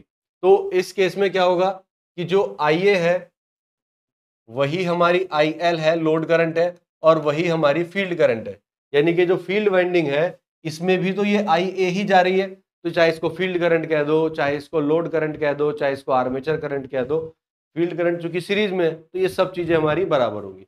और सबसे पहले इक्वेशन की बात करें तो EG हमने जनरेट किया, जनरेट करते ही सबसे पहला लॉस हुआ रेजिस्टेंस में आर्मेचर के IARA, फिर हुए आपके ब्रश ड्रॉप, ब्रशेस के थ्रू करंट निकलेगी, फिर करंट आगे बढ़ी कहां पहुंची, फील्ड रेजिस्टेंस में, तो फिर फील्ड में भी लॉसेज होंगे यानी कि IARF। उसके बाद जो बचा कुचा वोल्टेज रहा वो आपका कहां पहुंचा, आउटपुट टर्मिनल पे, यानी कि इक्वल टू V। तो हम इसको लिख देंगे EG minus IARA plus RF minus brush drop equal to V, ठीक है जी। तो ये आ गया आपका जनरेटर की इक्वेशन। मोटर के लिए अगर लिखना चाहते हो तो 4 मोटर, बस इसका उल्टा हो जाएगा, उधर से हमने V दिया, आउटपुट टर्मिनल से हमने कितना वोल्टेज दिया V, इधर चले सबसे पहले ड्रॉप कहां हुआ, माइनस IARF, ठीक है, फिर ब्रशेज में करंट गई तो ब्रश का ड्रॉप, फिर आर्मेचर में करंट गई तो रेजिस्टेंस का ड्रॉप IARA, इक्वल टू जो बचा वो कहां मिला आपका EB, जो बचा वो कहां मिला EB। तो ये आ जाएगी आपकी मोटर के केस में इक्वेशन, पावर कितनी आ जाएगी E इंटू IA, ठीक है। तो ये हो जाएगा सीरीज जनरेटर। अब बात करते हैं कंपाउंड जनरेटर की। तो कंपाउंड जनरेटर दो तरीके के होते हैं बेटा, या तो लॉन्ग शंट या फिर शॉर्ट शंट। लॉन्ग शंट का मतलब होता है कि जब फील्ड वाइंडिंग दो पार्ट में होगी, अब फील्ड वाइंडिंग सीरीज में भी है और फील्ड वाइंडिंग पैरेलल में भी है, लेकिन इसको दो तरीके से कनेक्ट किया जा सकता है। अगर मैंने फील्ड वाइंडिंग को सीरीज में कनेक्ट किया और इस सीरीज वाली वाइंडिंग और आर्मेचर इस पूरे कॉम्बिनेशन के साथ फील्ड वाइंडिंग पैरेलल में है, इस पूरे के साथ में, तो ये लंबी सी वायर आपको दिखाई देनी पड़ रही है, ठीक है, इसको हम बोलते हैं लॉन्ग शंट। ठीक है, और अगर फील्ड वाइंडिंग केवल आर्मेचर के पैरेलल में है तब हम उसको बोलते हैं शॉर्ट शंट। ठीक है, तो फील्ड वाइंडिंग यहां पे कैसी है, आर्मेचर के साथ साथ इस सीरीज फील्ड वाइंडिंग के भी पैरेलल में है, तो ये हो जाएगा लॉन्ग शंट। अब अगर ये जनरेटर है तो ये करंट आ जाएगी, ये इधर जाएगी।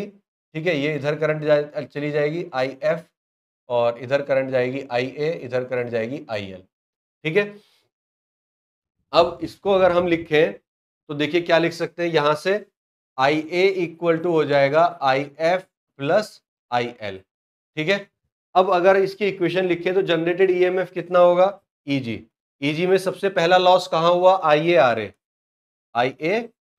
फिर ब्रश ड्रॉप हुआ, फिर माइनस IAR, इसका रेजिस्टेंस हम लिख लेते हैं RSE, सीरीज फील्ड वाइंडिंग है ना ये, और इसका लिख देते हैं RSH। ठीक है, तो IARSE सीरीज वाइंडिंग का रेजिस्टेंस, इसके लॉसेस हो गए। अब बचे आगे गए लोड के साथ, जो आउटपुट मिला वो लोड पे जाएगा, यानी कि इक्वल टू V। तो EG minus IARA plus RSE minus brush drop equal to V, ये आ जाएगी आपकी इक्वेशन। सिमिलरली मोटर के केस में आप क्या लिखेंगे, V माइनस, सबसे पहले आप गए सीरीज फील्ड में IARSE, फिर आप गए ब्रश ड्रॉप, फिर आप गए IARA आर्मेचर के रेजिस्टेंस में, जो बचा वो आपका मिलेगा EB। तो मोटर के लिए ये इक्वेशन बन जाएगी। तो इस तरह से जनरेटर की और मोटर की इक्वेशन बना सकते हो for compound generator long shunt, या मोटर के लिए लॉन्ग शंट के केस में। शॉर्ट शंट के केस में मैंने आपको बताया आर्मेचर के साथ हम इसको लगाते हैं, तो ये हो जाएगा RSH और ये हो जाएगा RSE, एक फील्ड वाइंडिंग सीरीज में और एक पैरेलल में। ठीक है, इस तरह से। अब यहाँ पे ये IA है, इसको हमने मान लिया IF, और ये हो जाएगी हमारी IL। ठीक है, अब यहां से आप बनाना शुरू करो इसके लिए, तो सबसे पहले IA इक्वल टू हो जाएगी IF plus IL। Now equation बनाइए, यहां पे आपकी क्या जनरेट हुआ, EG, और इसका रेजिस्टेंस कितना था, RA। तो सबसे पहले EG माइनस ड्रॉप कहां हुआ, आर्मेचर में, यानी कि IARA। उसके बाद ड्रॉप कहां हुआ, इन ब्रशेज में, माइनस ब्रश ड्रॉप। फिर आप आगे बढ़े, अब कहां ड्रॉप हुआ, इस रेजिस्टेंस में, यानी कि माइनस IL इंटू RSE। अब जो बचा वो कहां पहुंचा, आपका लोड तक, यानी कि V। तो आपकी इक्वेशन क्या आ गई, EG minus IARA minus brush drop minus IL into RSE, क्योंकि इसमें IL करंट जा रही है, into RSE equal to V। ये हुआ आपका जनरेटर के केस में। फॉर मोटर इसका उल्टा कर दीजिए, V माइनस आउटपुट से चलना शुरू किया, इधर आए, सबसे पहले IL RSE माइनस, फिर ब्रश ड्रॉप, फिर आर्मेचर के drop IARA equal to EB। बस पावर अगेन वही हो जाएगी, E इंटू IA, चाहे EG लिख लो चाहे EB लिख लो। This is the armature power, ये पावर आपकी कहां पे है, आर्मेचर के अक्रॉस है। तो ये हो गया केस आपका शॉर्ट शंट का। ठीक है, इसको आप नोट कर लीजिए। मोटर जनरेटर दोनों के केस बता रहा हूं, किसी के भी टाइप्स आए वो टाइप्स आप इसी तरह से डिफाइन करेंगे, इतना ही करना है बस। ठीक है, अब आपका जाता है types of compound generator, differentially compound या क्यूमुलेटिव कंपाउंड। तो डिफरेंशियली कंपाउंड में क्या होता है और क्यूमुलेटिव कंपाउंड में क्या होता है, कि जब हम कह रहे हैं कम्युलेटिव, कम्युलेटिव का मतलब होता है ऐड होना। अब दो फील्ड वाइंडिंग है, दोनों अपना अपना फ्लक्स बनाएंगी, एक सीरीज वाली बनाएगी φ1, दूसरी पैरेलल वाली बनाएगी φ2।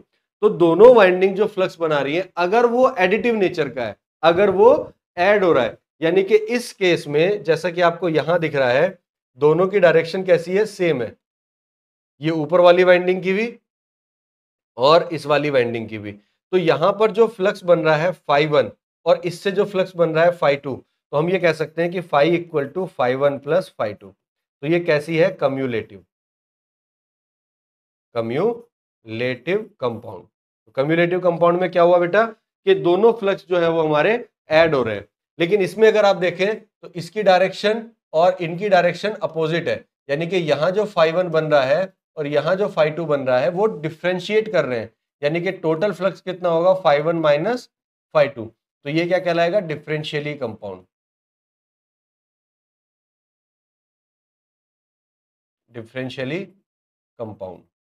ठीक है, तो इस तरह से आप कहते हैं डिफरेंशियली कंपाउंड और कम्युलेटिवली कंपाउंड डीसी मोटर या फिर डीसी जनरेटर।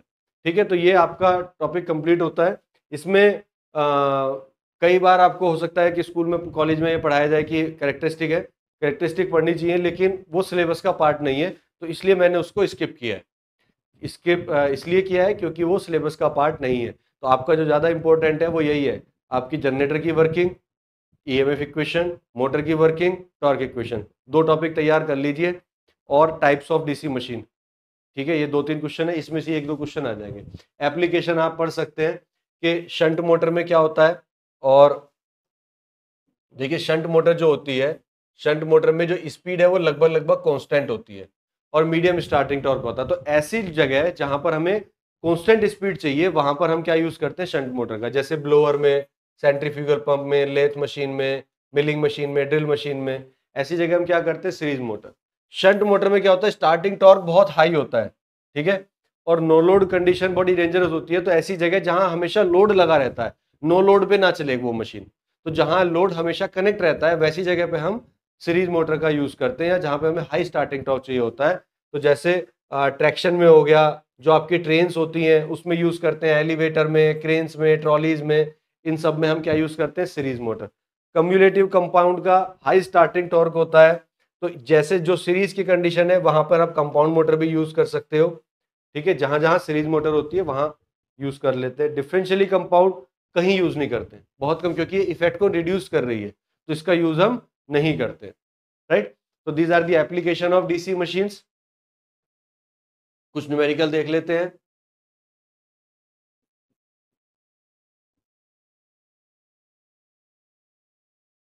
ठीक है, सबसे पहले आपको दिया हुआ है P equal to 6 pole machine है, 2 सर्किट यानी कि वेव कनेक्टेड है। वेव कनेक्टेड है तो A इक्वल टू 2 हो जाएगा।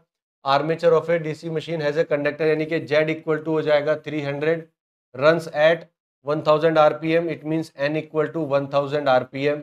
और आपको दिया हुआ है ईएमएफ जनरेटर यानी कि EG इक्वल टू 400 वोल्ट। आपको डिटरमाइन करना है फ्लक्स, फाई आपको निकालना है। तो सिंपल फॉर्मूला था हमारे पास, EG equal to Z phi N P upon 60A, या फाई इक्वल टू आ जाएगा EG into 60 into A upon ZNP।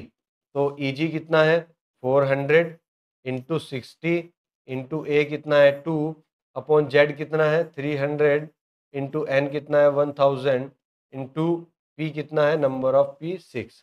तो 0 से 0 गया, 6 से 6 गया, इस एक 0 से ये 0 गया, इस एक 0 से ये 0 गया, ठीक है, और 2 से ये गया 50, और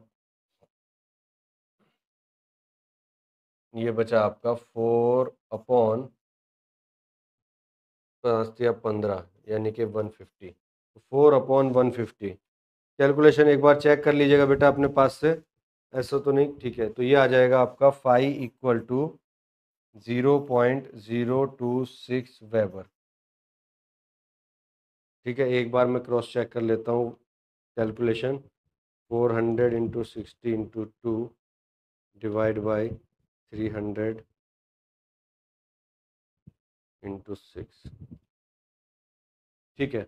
तो फाई इक्वल टू आ जाएगा 0.02 वेबर। तो देखिए सिंपल क्वेश्चन आएंगे अगर एग्जाम में आते हैं, कोई बहुत ज़्यादा कॉम्प्लेक्स क्वेश्चन नहीं आते हैं। ये लास्ट ईयर का ही क्वेश्चन है, तो मैंने इसलिए आपको बताया कितना सिंपल क्वेश्चन आपको एग्जाम में दिया है, कुछ करना ही नहीं है, सीधे फॉर्मूला लगाना है, ठीक है। और एक क्वेश्चन देख लेते हैं, ये क्वेश्चन भी लास्ट ईयर का ही आया हुआ है, ठीक है। क्या है, एक्सप्रेशन ऑफ टॉर्क। देखो इस तरह से भी क्वेश्चन पूछ लिया जाता है, टॉर्क का एक्सप्रेशन पूछ लेगा, साथ में न्यूमेरिकल अटैच कर देगा। तो ये डेरिवेशन वाला पार्ट तो हम कर चुके हैं, न्यूमेरिकल पार्ट करते हैं। P इक्वल टू कितना दिया हुआ है 6, 500 कंडक्टर्स, Z इक्वल टू 500, ठीक है।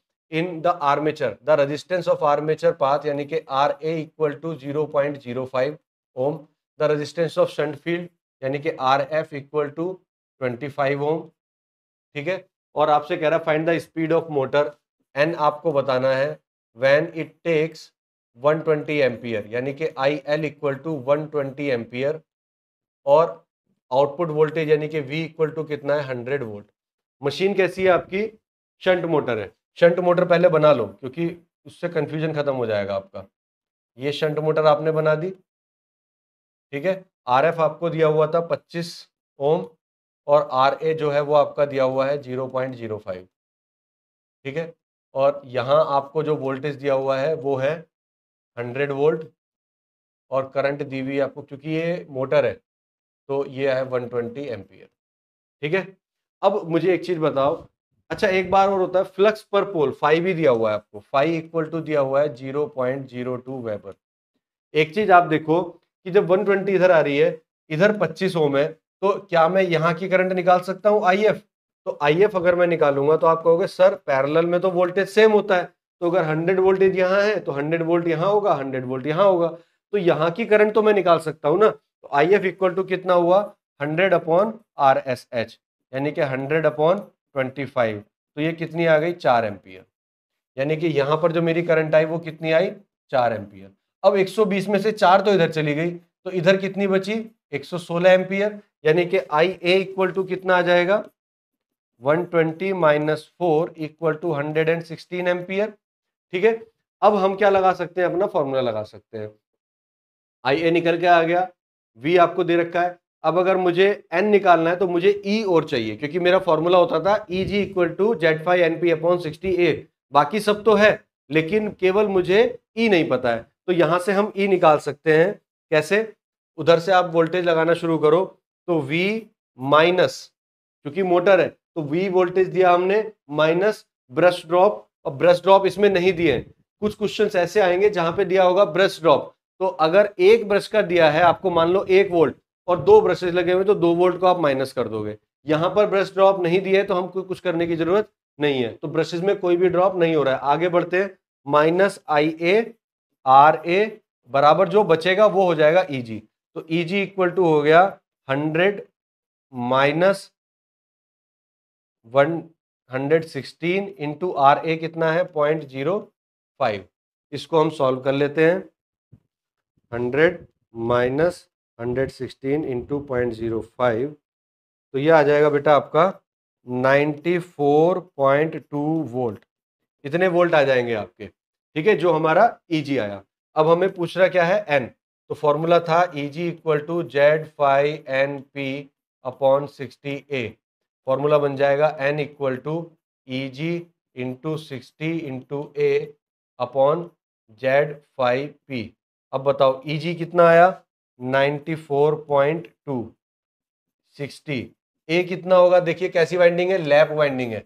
अगर लैप वाइंडिंग है तो A इक्वल टू होता है P, और P इक्वल टू कितना है 6, यानी कि ये हो जाएगा 6 अपॉन Z कितना है 500, फाई कितना है 0.02 और P कितना है 6, 6 से 6 तो ये कट ही गया।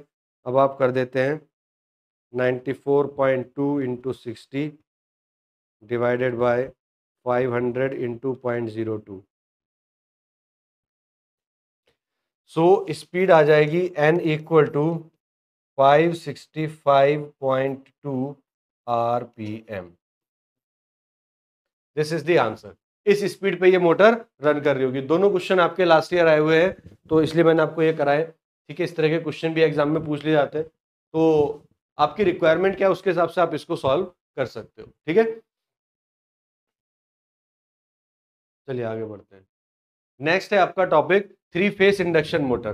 तो 3 फेस इंडक्शन मोटर और सिंगल फेस इंडक्शन मोटर, यहां से आपसे सिंपल क्वेश्चन पूछा जाता है। 3 फेस से आता है टॉर्क स्लिप कैरेक्टरिस्टिक और उसकी वर्किंग, दो चीज पूछ ली जाएंगी, और सिंगल फेस से आपकी केवल मेथड ऑफ स्टार्टिंग पूछ ली जाते हैं। तो सबसे पहले हम बात करेंगे part of 3 phase induction motor की। तो ये कुछ असेंबली लाइन है 3 फेस इंडक्शन मोटर की। बाहर की बॉडी हो गई, यहाँ बेयरिंग हो गए, ये आपका स्क्वायरल केज रोटर हो जाता है, ये आपका स्टेटर हो जाएगा, पीछे की तरफ फैन लगा होता है कूलिंग के लिए, एंड बॉक्स लगा होता है, फिर ये कवर होता है। और ये जो बाहर वाली बॉडी है ये पूरी होती है स्टेटर, ये वाला पूरा पार्ट होता है आपकी आर्मेचर, ठीक है। तो स्टेटर स्टेशनरी पार्ट और ये रोटेटिंग पार्ट, ठीक है। तो ये आपकी पूरी इंडक्शन मोटर की एक असेंबली है। अब इसको बनाना नहीं है, ये तो बस आपको दिखाने के लिए मैंने थोड़ा सा लगाया कि अलग अलग पार्ट कैसे थोड़ा सा फिजिकल दिखते हैं। सबसे पहले बात करते हैं कंस्ट्रक्शन की। तो जब हम कंस्ट्रक्शन की बात करते हैं तो अगेन यहाँ पर दो पार्ट होंगे, स्टेटर और रोटर। स्टेशनरी पार्ट स्टेटर होता है, रोटेटिंग पार्ट रोटर होता है। यहाँ पर जब हम मोटर को डिफ्रेंशिएट करते हैं तो बेस्ड ऑन रोटर करते हैं। तो दो तरीके के रोटर इंडक्शन मशीन में होते हैं। पहला होता है स्क्वायरल केज रोटर, ठीक है, पहला होता है स्क्वायरल केज रोटर या स्क्वायरल केज इंडक्शन मोटर, इसी के बेसिस पे, ठीक है। स्क्वायरल केज में क्या होता है कि आप ऐसा समझिए कि आपके पास एक सॉलिड सिलेंडर है और उस सॉलिड सिलेंडर में आप ऐसे ग्रूव काट देते हो, उसको गड्ढे से काट देते हो पूरी लाइन में, फिर दूसरी साइड में, फिर दूसरी साइड में। तो ये आपके पास सॉलिड सिलेंडर था और इस सिलेंडर में आपने क्या किया, इस तरह से ये लाइंस काट दी, ठीक है, ये ग्रूव्स काट दिए, ये ग्रूव्स आपने काट दिए, ठीक है ना, इस तरह से। अब ये जो ग्रूव्स आपके बने, इसके अंदर आप क्या करते हो, इसके अंदर आप वाइंडिंग को प्लेस करते हो, इसके अंदर हम वाइंडिंग को प्लेस करेंगे, इसके अंदर ऐसे वाइंडिंग करते हैं, ठीक है ना, इसके अंदर हमारी वाइंडिंग ऐसे जाती है, इन जो ग्रूव्स है इसके अंदर वाइंडिंग जाती है।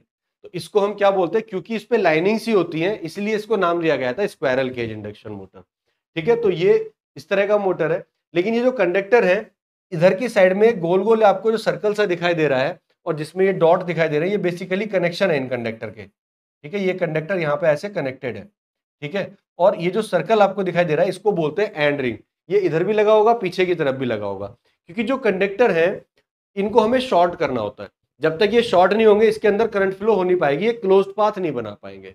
तो इन कंडक्टर को शॉर्ट करने के लिए हम क्या लगाते हैं, एक एंड रिंग लगाते हैं। एंड रिंग कहाँ लगा होगा, इधर की साइड में, और पीछे की साइड से इधर लगा होगा, दोनों साइड से जब ये लग जाता है और इस पे वाइंडिंग हम कनेक्ट कर देते हैं तो ये क्या कर देता है, वाइंडिंग को शॉर्ट सर्किट कर देता है, जिससे इसके अंदर करंट फ्लो करने लगती है।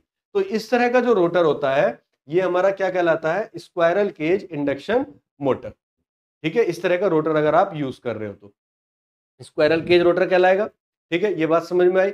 और ये जो वायर वो जो कट हमने बनाए ये सीधे सीधे नहीं बनाते, मतलब हम इसको ऐसे नहीं बनाते हैं, हम इसको तिरछे बनाते हैं। तिरछे इसलिए बनाते हैं क्योंकि बहुत सारे इसके बेनिफिट होते हैं हमें, ठीक, क्या क्या बेनिफिट होते हैं बीच में मैंने लिखा भी है कहीं, ठीक है, ये रहा।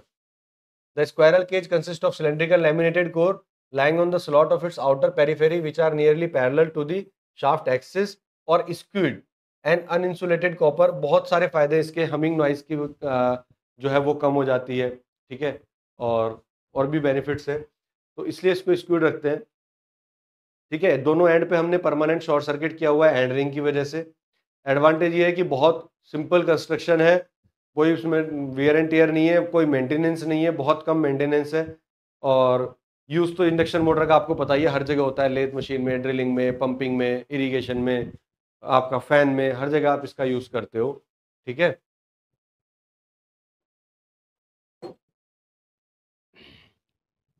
दूसरा होता है आपका फेज वाउंड मोटर, तो यानी कि जो रोटर होता है वो आपका फेज वाउंड या वाउंड रोटर भी कहलाता है। इसको हम क्या करते हैं, इसमें क्या है, रोटर तो आपका स्क्वायरल केज है, एक साइड आपने शॉर्ट सर्किट कर दी, मतलब यही रोटर है, इसकी एक साइड शॉर्ट कर दी, दूसरी तरफ एंड रिंग नहीं लगाया। इसमें दोनों तरफ एंड रिंग नहीं लगते हैं, स्क्वायरल केज में दोनों तरफ है ना, इस फेज वाउंड में यहां पर हमने एंड रिंग नहीं लगाया। अब एंड रिंग नहीं लगाया तो इस साइड के कंडक्टर तो खुले हैं ना, इस साइड के कंडक्टर खुले हैं, तो तीन फेज हैं तो तीन कंडक्टर आपके खुले हुए होंगे। तो उन खुले हुए कंडक्टर को एक कंडक्टर आपने क्या किया, इधर लेके गए, उसमें ये रिंग से कनेक्ट किया, दूसरे कंडक्टर को दूसरे रिंग से कनेक्ट किया, तीसरे कंडक्टर को तीसरे रिंग से कनेक्ट किया। यानी कि जो दूसरा वाला एंड था जहां हमने एंड रिंग नहीं लगाया, वहां जो कंडक्टर हमारे ओपन थे उसको हमने स्लिप रिंग से कनेक्ट किया। ये आपकी शाफ्ट है, स्लिप रिंग से कनेक्ट किया, और स्लिप रिंग में लगे होते हैं रेजिस्टेंस, इस तरह से एक्सटर्नल रेजिस्टेंस। और ये रेजिस्टेंस लगाने के बाद आप इनको क्या करा सकते हो, वेरी भी करा सकते हो। इसका बेनिफिट क्या हुआ, एक्सटर्नल रेजिस्टेंस लगाने का बेनिफिट ये हुआ कि मान लीजिए अगर मुझे स्टार्टिंग करंट को, अगर पहले एंडिंग लगा होता तो शॉर्ट सर्किट हो गया था, तो उस केस में तो करंट फिक्स थी हमारी, जितनी आनी थी उतनी आती। अब क्या है कि स्टार्टिंग में टॉर्क बहुत हाई होता है मोटर्स का, तो अगर टॉर्क हाई है तो हाई टॉर्क के लिए करंट भी बहुत ज्यादा चाहिए, ज्यादा करंट होती है तो वो कई बार नुकसान दे जाती है। तो उस स्टार्टिंग करंट को लिमिट करने के लिए, उस स्टार्टिंग करंट को कंट्रोल करने के लिए हम क्या कर सकते हैं कि जब मोटर को स्टार्ट कर रहे हैं ना, तब ये रेजिस्टेंस उसमें इंसर्ट कर देते हैं। तो हाई रेजिस्टेंस हो गया, रेजिस्टेंस बढ़ जाएगा तो ये करंट को लिमिट कर देगा।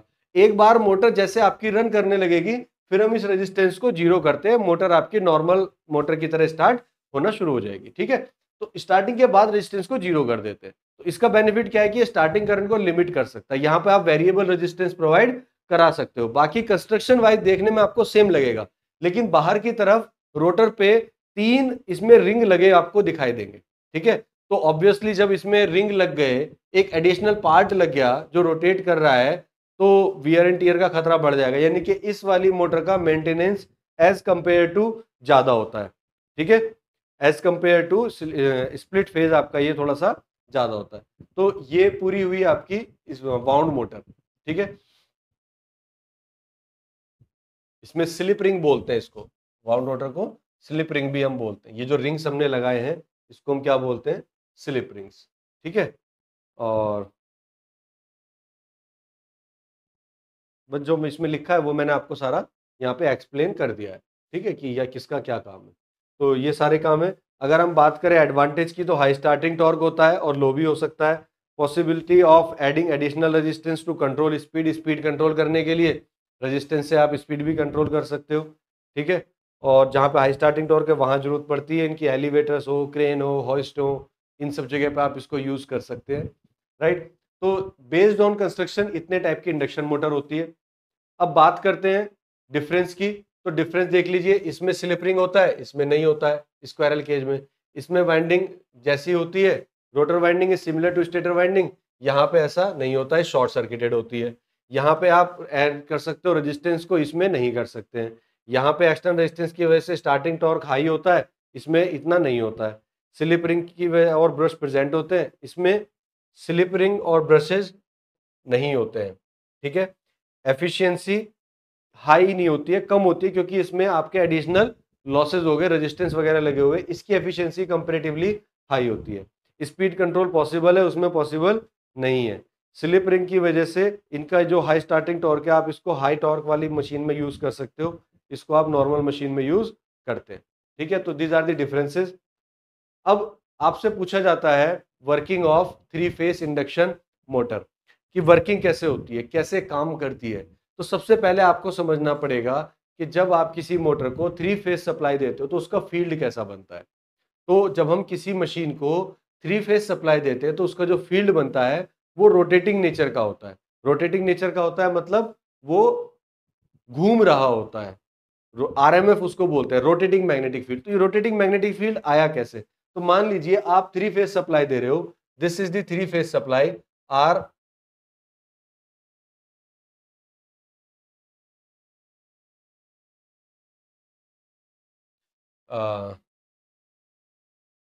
ये 3 फेज सप्लाई हो जाएगी आर। ठीक है, एक फेज ये हो गया, एक हो जाएगा वाई, ये हो जाएगा आर वाई। ठीक है, और तीसरा फेज हो जाएगा हमारे पास बी। और ये तीनों ही फेज जो होते हैं बेटा एक दूसरे से 120 डिग्री पे स्पेस्ड होते हैं, आर वाई एंड बी। ठीक है, अच्छा कि मैंने उल्टा बना दिया, आर इसको बना दिया, ये हाँ आर तो ठीक है, ये बी वाई बना दिया, ये बी बना दिया, इससे कोई फर्क नहीं पड़ रहा है। फेज सीक्वेंस आपका आर वाई भी है। ठीक है, तो आर वाई और बी ये तीनों फेज एक दूसरे से 120 डिग्री पे स्पेस्ड होते हैं। अब 120 डिग्री पे स्पेस्ड है आर वाई बी। आर को अगर मैंने लिखा फाई एम साइन फाई, तो दूसरा 120 डिग्री पे होगा, तीसरा जो है वो 240 डिग्री पे होगा रेफरेंस से। तो तीनों भाई पहले से दूसरा 120 डिग्री पे, दूसरे से तीसरा फिर 120 डिग्री पे, तो टोटल 240 का डिफरेंस आ गया ना। अगर बी से मैं इसका डिफरेंस देखूं 120 और बी से बाई का देखूं तो 240 हो गया। ठीक है, तो इस तरह से हमने इसको लिख लिया। अब अगर मैं इसका अलग अलग इंस्टेंट पे रिजल्टेंट निकालने लगूं, मान लो यही पोजीशन है, इसमें मैं कहूं कि theta phi equal to 0 degree रख दो। फाई को अगर मैं 0 डिग्री रखता हूं तो मुझे साइन फाई मिलेगा। ठीक है, ये मिल गया वी आर फाई आर, और फाई को 0 डिग्री रखता हूं -120, तो फाई वाई इक्वल टू कितना मिलेगा मुझे -120, यानी कि ये मिल जाएगा। ठीक है, माइनस, और फाई बी इक्वल टू हो जाएगा मेरा कितना 0। अच्छा, साइन फाई तो 0 हो जाएगा, तो केवल मुझे ये मिलेगा, एक तो y मिलेगा और एक मुझे मिलेगा ये वाला b। तो b और y ये दोनों मुझे मिलेंगे, ये तो जीरो हो जाएगा क्योंकि साइन फाई हो जाएगा zero. At theta equal to zero, ये वाली टर्म क्या हो जाएगी जीरो, ये हो जाएगी मेरी -120, ये हो जाएगी -240। तो केवल मुझे y ऊपर मिलेगा और b मिलेगा, यानी कि ये यहाँ और ये ऐसे मिलेगा। तो इस तरह की कुछ सिचुएशन मिलेगी। इसका मैं रिजल्टेंट निकाल दूंगा तो रिजल्टेंट मेरा ऊपर की तरफ आएगा। फिर मैं क्या करता हूँ, फाई इक्वल टू 60 डिग्री पे देखता हूँ। जब फाई इक्वल टू 60 डिग्री लूंगा तो यहाँ पर फिर क्या हो जाएगा, 60 माइनस 240 180, यानी कि ये वाली टर्म जीरो हो जाएगी। फिर r और y का रिजल्टेंट लेना है, तो r और y का जब रिजल्टेंट लूंगा तो ऐसे आ जाएगा, ठीक है।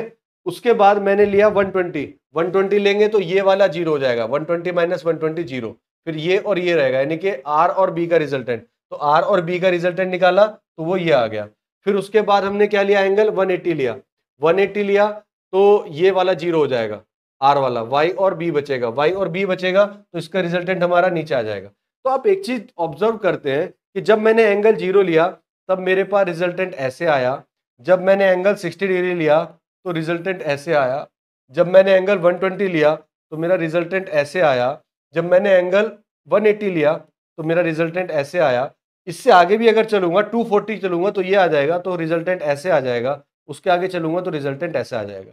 तो मैं देख रहा हूं कि मेरा रिजल्टेंट ऐसे ऐसे घूम रहा है। तो ये जो रिजल्टेंट फील्ड है, रिजल्टेंट क्या है बेसिकली आपका इन मैग्नेटिक फील्ड का रिजल्टेंट। किसी भी पॉइंट पे अगर मैं रिजल्टेंट फ्लक्स निकालना चाहता हूं, ये तीन फ्लक्स दिखाई दे रहे हैं ना, तो इस पॉइंट पे मान लो मैं रिजल्टेंट फ्लक्स निकालना चाहता हूं तो वो ये है। और ये कैसा है, ये रोटेट कर रहा है। तो इससे पता चलता है कि जो हमारा रिजल्टेंट फ्लक्स जनरेट होता है ये आपका रोटेटिंग नेचर का होता है, ये रोटेट कर रहा होता है। तो ये आपका एग्जाम में तो नहीं आएगा, लेकिन ये थोड़ा सा आपको नॉलेज के लिए पता होना चाहिए जब आप थ्री फेज पढ़ रहे हो, ठीक है। अब बात करते हैं वर्किंग प्रिंसिपल की। वर्किंग प्रिंसिपल समझते हैं बहुत सिंपल लैंग्वेज में। लिखा हुआ तो जो है वो है ही, इसके अपार्ट मैं आपको सिंपल तरीके से बताता हूं कि मान लीजिए कि ये मशीन है, ठीक है, ये रोटर है।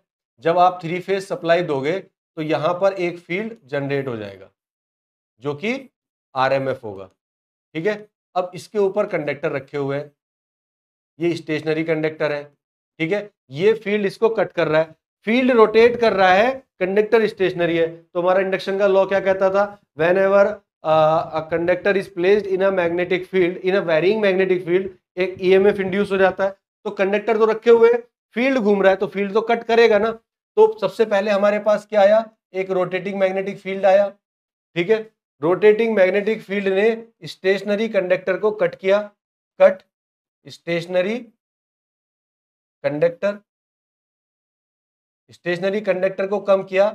ये जिस स्पीड पे घूमता है उसको एनएस बोलते हैं, और रोटर जिस स्पीड पे घूमेगा उसको हम एनआर बोलेंगे। तो कट किया जब इसने, तो ड्यू टू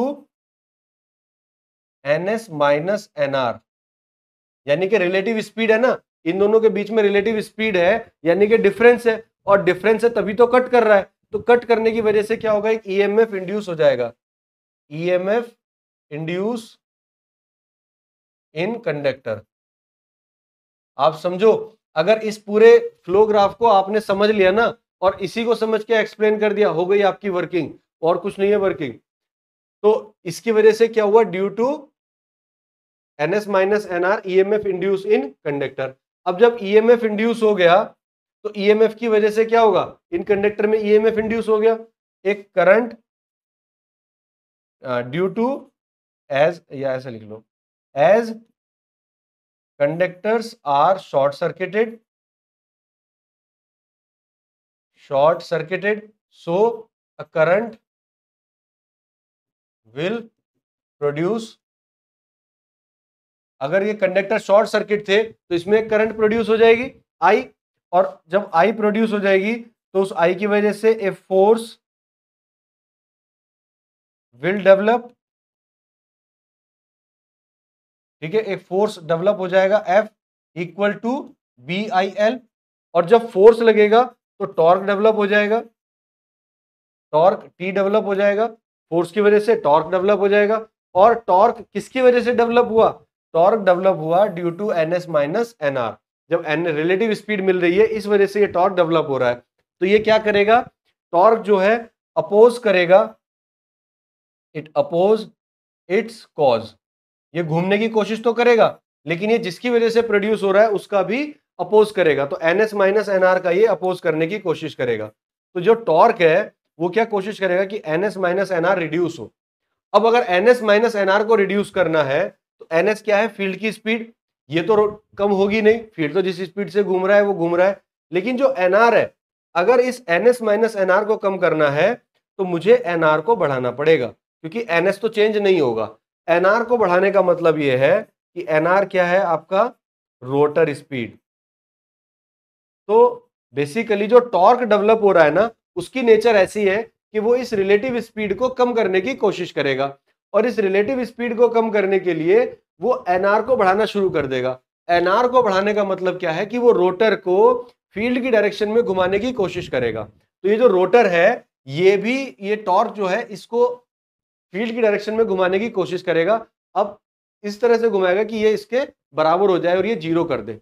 तो एक समय ऐसा आएगा जब ये टॉर्क लगा, टॉर्क ने एनआर से इसको घुमाना शुरू कर दिया। अब जब ये रोटर घूम रहा होगा तो obviously NS minus NR reduce होगा। भाई एनएस अगर आपका 1000 है और एनआर भी घूमना शुरू हो गया तो रिड्यूस होनी शुरू हो जाएगी। एक टाइम ऐसा आएगा जब ये टॉर्क इस रोटर को फील्ड की स्पीड के बराबर ले जाएगा। जब भी ऐसा होगा तो NS minus NR equal to क्या हो जाएगा, जीरो हो जाएगा।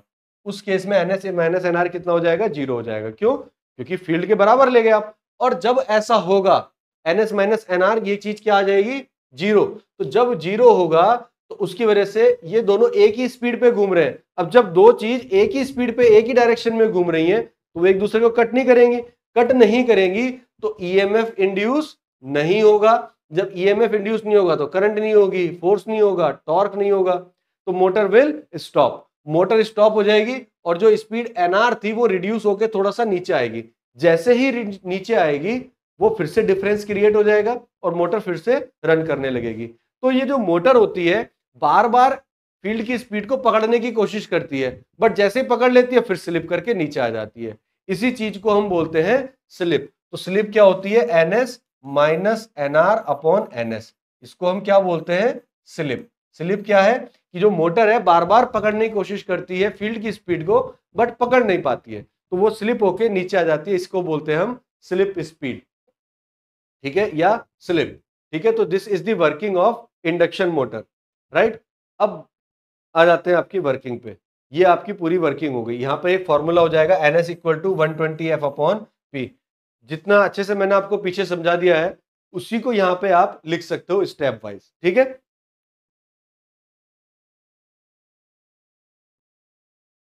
तो ये मैंने पूरा आपको एक्सप्लेन कर दिया, नोट्स आपको पीछे दे दिए। अब बात करते हैं स्लिप। स्लिप मैंने आपको बताया अभी क्या होता है। Slip S equal to N S minus N R upon N S, और अगर परसेंटेज में निकाल रहे हो तो 100 से मल्टीप्लाई कर दीजिए। इसी फॉर्मूले को आप एक नेसेसरी फॉर्मूले में कन्वर्ट कर सकते हो, N R equal to N S into 1 minus S. इसी फॉर्मूले से एन आर को इक्वेट कर लिया। अब अगर आपकी स्लिप 1 है, स्लिप आपकी 1 है तो 1 माइनस 1 जीरो, यानी कि एन आर इक्वल टू कितना हो जाएगा, स्टार्टिंग में जब N R equal to zero है तब आपकी स्लिप कितनी हो जाएगी, 1। यानी कि अगर किसी क्वेश्चन में स्लिप 1 है तो समझ जाइए कि एन आर आपका जीरो है, रोटर आपका घूम नहीं रहा है। और अगर स्लिप जीरो है इसका मतलब वो फील्ड की स्पीड के बराबर पहुंच गया, ठीक है। तो ये कभी पॉसिबल होता नहीं है, कभी भी एस हमारा जीरो नहीं होता है इंडक्शन मोटर के केस में, राइट। अब बात करते हैं effect of slip of rotor frequency. Rotor frequency पे क्या होता है, तो एफ इक्वल टू कितना होता है, 120 एफ अपॉन पी। ये तो हमने अभी पढ़ ही लिया। एन एस इक्वल टू था ना 120 एफ अपॉन पी, तो यहां से एफ इक्वल टू ये निकल के आ गया। रोटर की जो स्पीड होती है एफ आर, वो कितनी हो जाती है रिलेटिव स्पीड रोटर फ्रीक्वेंसी के लिए, N S minus N R. इस एन एस की जगह क्या ले लें, N S minus N R into P upon 120। ये हो जाएगी रोटर की फ्रीक्वेंसी, ठीक है, स्लिप के केस में। अब इन दोनों को आप डिवाइड कर दीजिए तो फॉर्मूला ये बन जाएगा और ये चीज हो जाती है एस, ठीक है। तो इसको हम क्या लिखते हैं, एस। तो एफ आर इक्वल टू कितना हो जाएगा, एस इंटू एफ। तो this is the relation between rotor frequency and slip frequency. यही एक बड़ा टेक्निकल डिफरेंस है between transformer and induction motor. Transformer में फ्रीक्वेंसी सेम रहती है, लेकिन यहां रोटर पे जो करंट आ रही है उसकी फ्रीक्वेंसी चेंज हो जाएगी। कितनी हो जाएगी, एस इंटू एफ हो जाएगी। यहां फ्रीक्वेंसी सेम नहीं होती है, सप्लाई फ्रीक्वेंसी अलग है, रोटर करंट की फ्रीक्वेंसी अलग होगी। तो एफ आर इक्वल टू हो जाएगा F S, S into F. तो ये बड़ा इंपॉर्टेंट है इसका यूज करना। अब देखिए एक डायरेक्ट क्वेश्चन देखते हैं। क्या है, 6 pole induction motor is supplied by 10 pole alternator, P equal to कितना है 6 और इंडक्शन मोटर के लिए, और supplied by an alternator, alternator से सप्लाई हो रहा है, यानी कि एक अल्टरनेटर है और एक अल्टरनेटर जो है वो सप्लाई कर रहा है इंडक्शन मोटर को, ठीक है। और ये जो अल्टरनेटर है इसमें P इक्वल टू कितना है 10 और N इक्वल टू है 1600, और अब ये मोटर को सप्लाई दे रहा है, मोटर के P कितने हैं 6 और मोटर रनिंग कर रही है 970 आरपीएम पे, ठीक है। तो अब आपको निकालनी है स्लिप, तो जब आप इससे सप्लाई दे रहे हो तो यहां से आपको क्या निकालना है, केवल फ्रीक्वेंसी, तो आप इससे निकाल सकते हो N इक्वल टू होता है 120 F अपॉन P, तो F इक्वल टू हो जाएगा N into P upon 120, N कितना है 600, P कितना है 10 और ये कितना है 120, 0 से 0 और 6 से 2 और 2 से 50, यानी कि F इक्वल टू आ गया 50 हर्ट्ज। तो इस 50 हर्ट्ज की सप्लाई को हम किसे दे रहे हैं, इसको दे रहे हैं। तो यहाँ पर मोटर यानी कि NR आपको दिया हुआ है 970, P आपको दिया हुआ है ये, F इक्वल टू दिया हुआ है 50, तो आप यहाँ से NS निकाल सकते हो, NS इक्वल टू हो जाएगा 120 F अपॉन P, यानी कि 120 इंटू 50 अपॉन 6, तो ये हो जाएगा 6 दूनी 12, यानी कि इक्वल टू 1000 आरपीएम। तो NS निकल के आ जाएगा आपका 1000 आरपीएम, और आपसे पूछिए स्लिप, तो परसेंटेज स्लिप होती है NS minus NR upon NS, NS कितना है 1000 माइनस NR कितना है 970 अपॉन 1000 इंटू 100, ठीक है। तो ये आ जाएगा 1000 माइनस 90, ये आ जाएगा 30 अपॉन 10, तो ये आ जाएगा 3%, 3% आंसर आ जाएगा, ठीक है। परसेंटेज स्लिप आपकी निकल के आ जाएगी। अब एक क्वेश्चन आ जाता है आपका टॉर्क स्लिप कैरेक्टरिस्टिक का। टॉर्क स्लिप कैरेक्टरिस्टिक जो है, टॉर्क का फॉर्मूला होता है हमारे पास, या टॉर्क इज डायरेक्टली प्रोपोर्शनल होती है।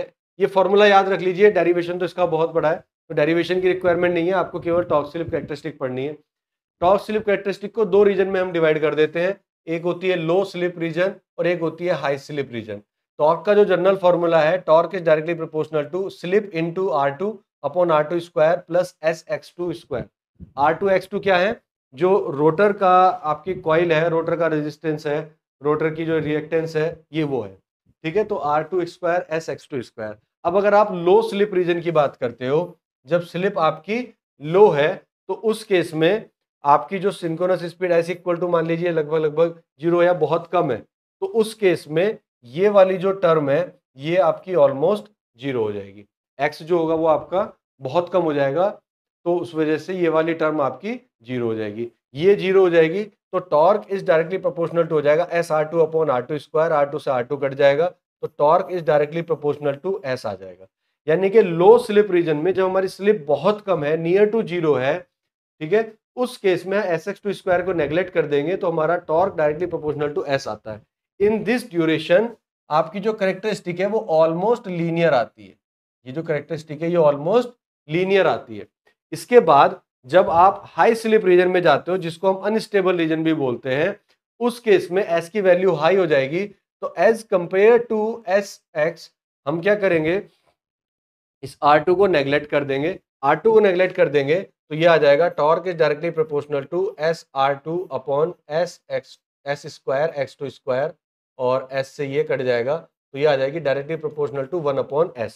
तो ये 1 अपॉन S के प्रोपोर्शनल यानी कि इनवर्सली प्रोपोर्शनल आ जाएगी, और फिर कैरेक्टरिस्टिक आपकी आ जाएगी कुछ इस तरह से। तो ये अनस्टेबल रीजन होती है, और this is the overall characteristic of 3 phase induction motor. तो 2 फेज में इसको हम बनाते हैं, लो स्लिप रीजन में और हाई स्लिप रीजन में, ठीक है। तो इसको कर लीजिए, ये इंपॉर्टेंट है, ये अक्सर एग्जाम में पूछी जाती है, ठीक है। तो एक फॉर्मूला याद रखना है, 2 रीजन में इसको बनाना है और इसको बना के आना है, इतना ही आपको करना है, ठीक है। ये फॉर्मूला मैं समझ रहा हूं कई बच्चे इसमें कहेंगे कि सर डायरेक्ट फॉर्मूला यूज कर लिया, मैं इसलिए कर रहा हूं क्योंकि अगर मैं इसके डेरिवेशन में निकल गया तो वो डेरिवेशन बहुत बड़ा हो जाता है, फिर आपको मुझे इक्विवेलेंट सर्किट वगैरह सारी चीजें पढ़ानी पड़ेंगी, तो वो फिर डाइवर्ट हो जाएंगे हम अपने टॉपिक से। तो बेटर है कि फिलहाल आप इस फॉर्मूले को याद कर लें, ठीक है। अदरवाइज हमें बहुत दूर निकलना पड़ेगा इस फॉर्मूले को डिराइव करने के लिए, ठीक, क्योंकि वहां पे फिर जैसे ट्रांसफार्मर का इक्विवेलेंट सर्किट है ना, वो इक्विवेलेंट सर्किट वगैरह सब पढ़ने पड़ेंगे, मॉडलिंग पढ़नी पड़ेगी, फिर आप कहीं जाके टॉर्क को निकाल पाएंगे। ठीक, बताने को तो मैं बता सकता हूँ, कोई दिक्कत नहीं है। तो ये डिफरेंस आपसे पूछा गया है एक दो बार 2 नंबर में, इंडक्शन मोटर में और ट्रांसफार्मर, क्योंकि दोनों ही इंडक्शन मशीन के प्रिंसिपल पे बेस्ड होते हैं, इलेक्ट्रोमैग्नेटिक इंडक्शन पे वर्क करते हैं। पहला डिफरेंस क्या है, ये रोटेटिंग है, ये स्टैटिक है।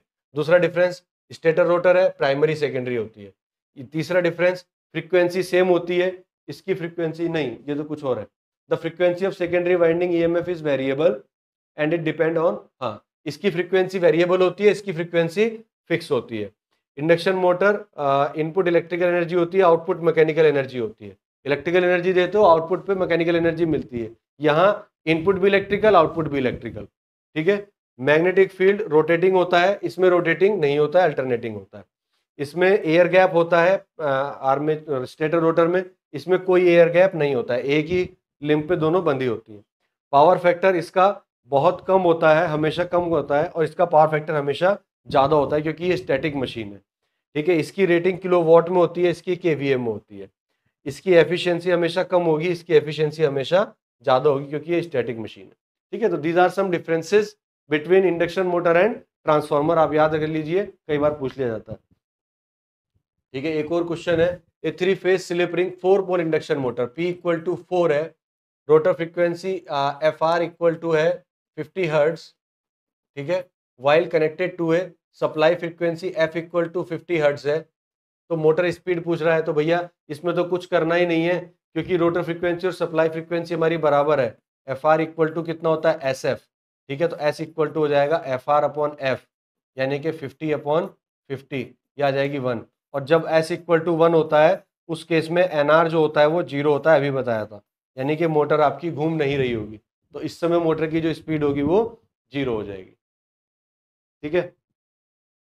एक और क्वेश्चन देख लेते हैं, 3 phase induction motor, F equal to 50, P equal to 6, slip S equal to 0.05, 5% में तो 0.5 कभी मत लिखना, वो 50% हो जाता है, 0.05 लेना है, 5% है। Determine speed of rotor with respect to stator और फ्रीक्वेंसी ऑफ रोटर करंट, तो FR इक्वल टू निकल के आ जाएगा सबसे पहले तो S इंटू F, यानी कि 0.05 इंटू 50, तो ये आ जाएगी 2.5 हर्ट्ज। स्पीड ऑफ रोटर यानी कि NR आपसे पूछा है, तो पहले NS निकाल दीजिए, NS इक्वल टू हो जाएगा 120 F अपॉन P, तो ये हो जाएगा 120 इंटू 50 अपॉन 6, तो 6 दूनी 12, ये हो जाएगी 1000 RPM, ठीक है। और NR इक्वल टू होता है भैया 1 माइनस S इंटू NS, तो ये हो जाएगा 1 माइनस 0.05 इंटू 1000, तो आ जाएगा 0.95, यानी कि 950 RPM इक्वल टू NR, ठीक है। अब यहां से कंफ्यूज मत होइएगा, with respect to stator, status तो स्टेशनरी है, रोटर जो घूम रहा है उसके अंदर वो इसी स्पीड पे घूम रहा है, ठीक है। तो ये हो जाएगी NR आपकी कितनी, 950 RPM। और तो कुछ नहीं पूछा है इसमें, 2 ही चीजें पूछी है, ठीक है। अब बात करते हैं डबल फील्ड रिवॉल्विंग थ्योरी की। अब आता है आपका सिंगल फेज इंडक्शन मोटर। तो देखिए, सिंगल फेज इंडक्शन मोटर को समझने के लिए पहले आपको डबल फील्ड रिवॉल्विंग थ्योरी समझनी पड़ेगी कि डबल फील्ड रिवॉल्विंग थ्योरी है क्या। तो देखिए, आप ऐसा मान के चलिए, जैसे 3 फेज इंडक्शन मोटर है, वहां जो हम 3 फेज सप्लाई देते हैं, तो एक रोटेटिंग मैग्नेटिक फील्ड डेवलप होता है, और उस रोटेटिंग मैग्नेटिक फील्ड की वजह से ही मोटर स्टार्ट हो जाती है, जिसकी वजह से वो सेल्फ स्टार्ट होती है।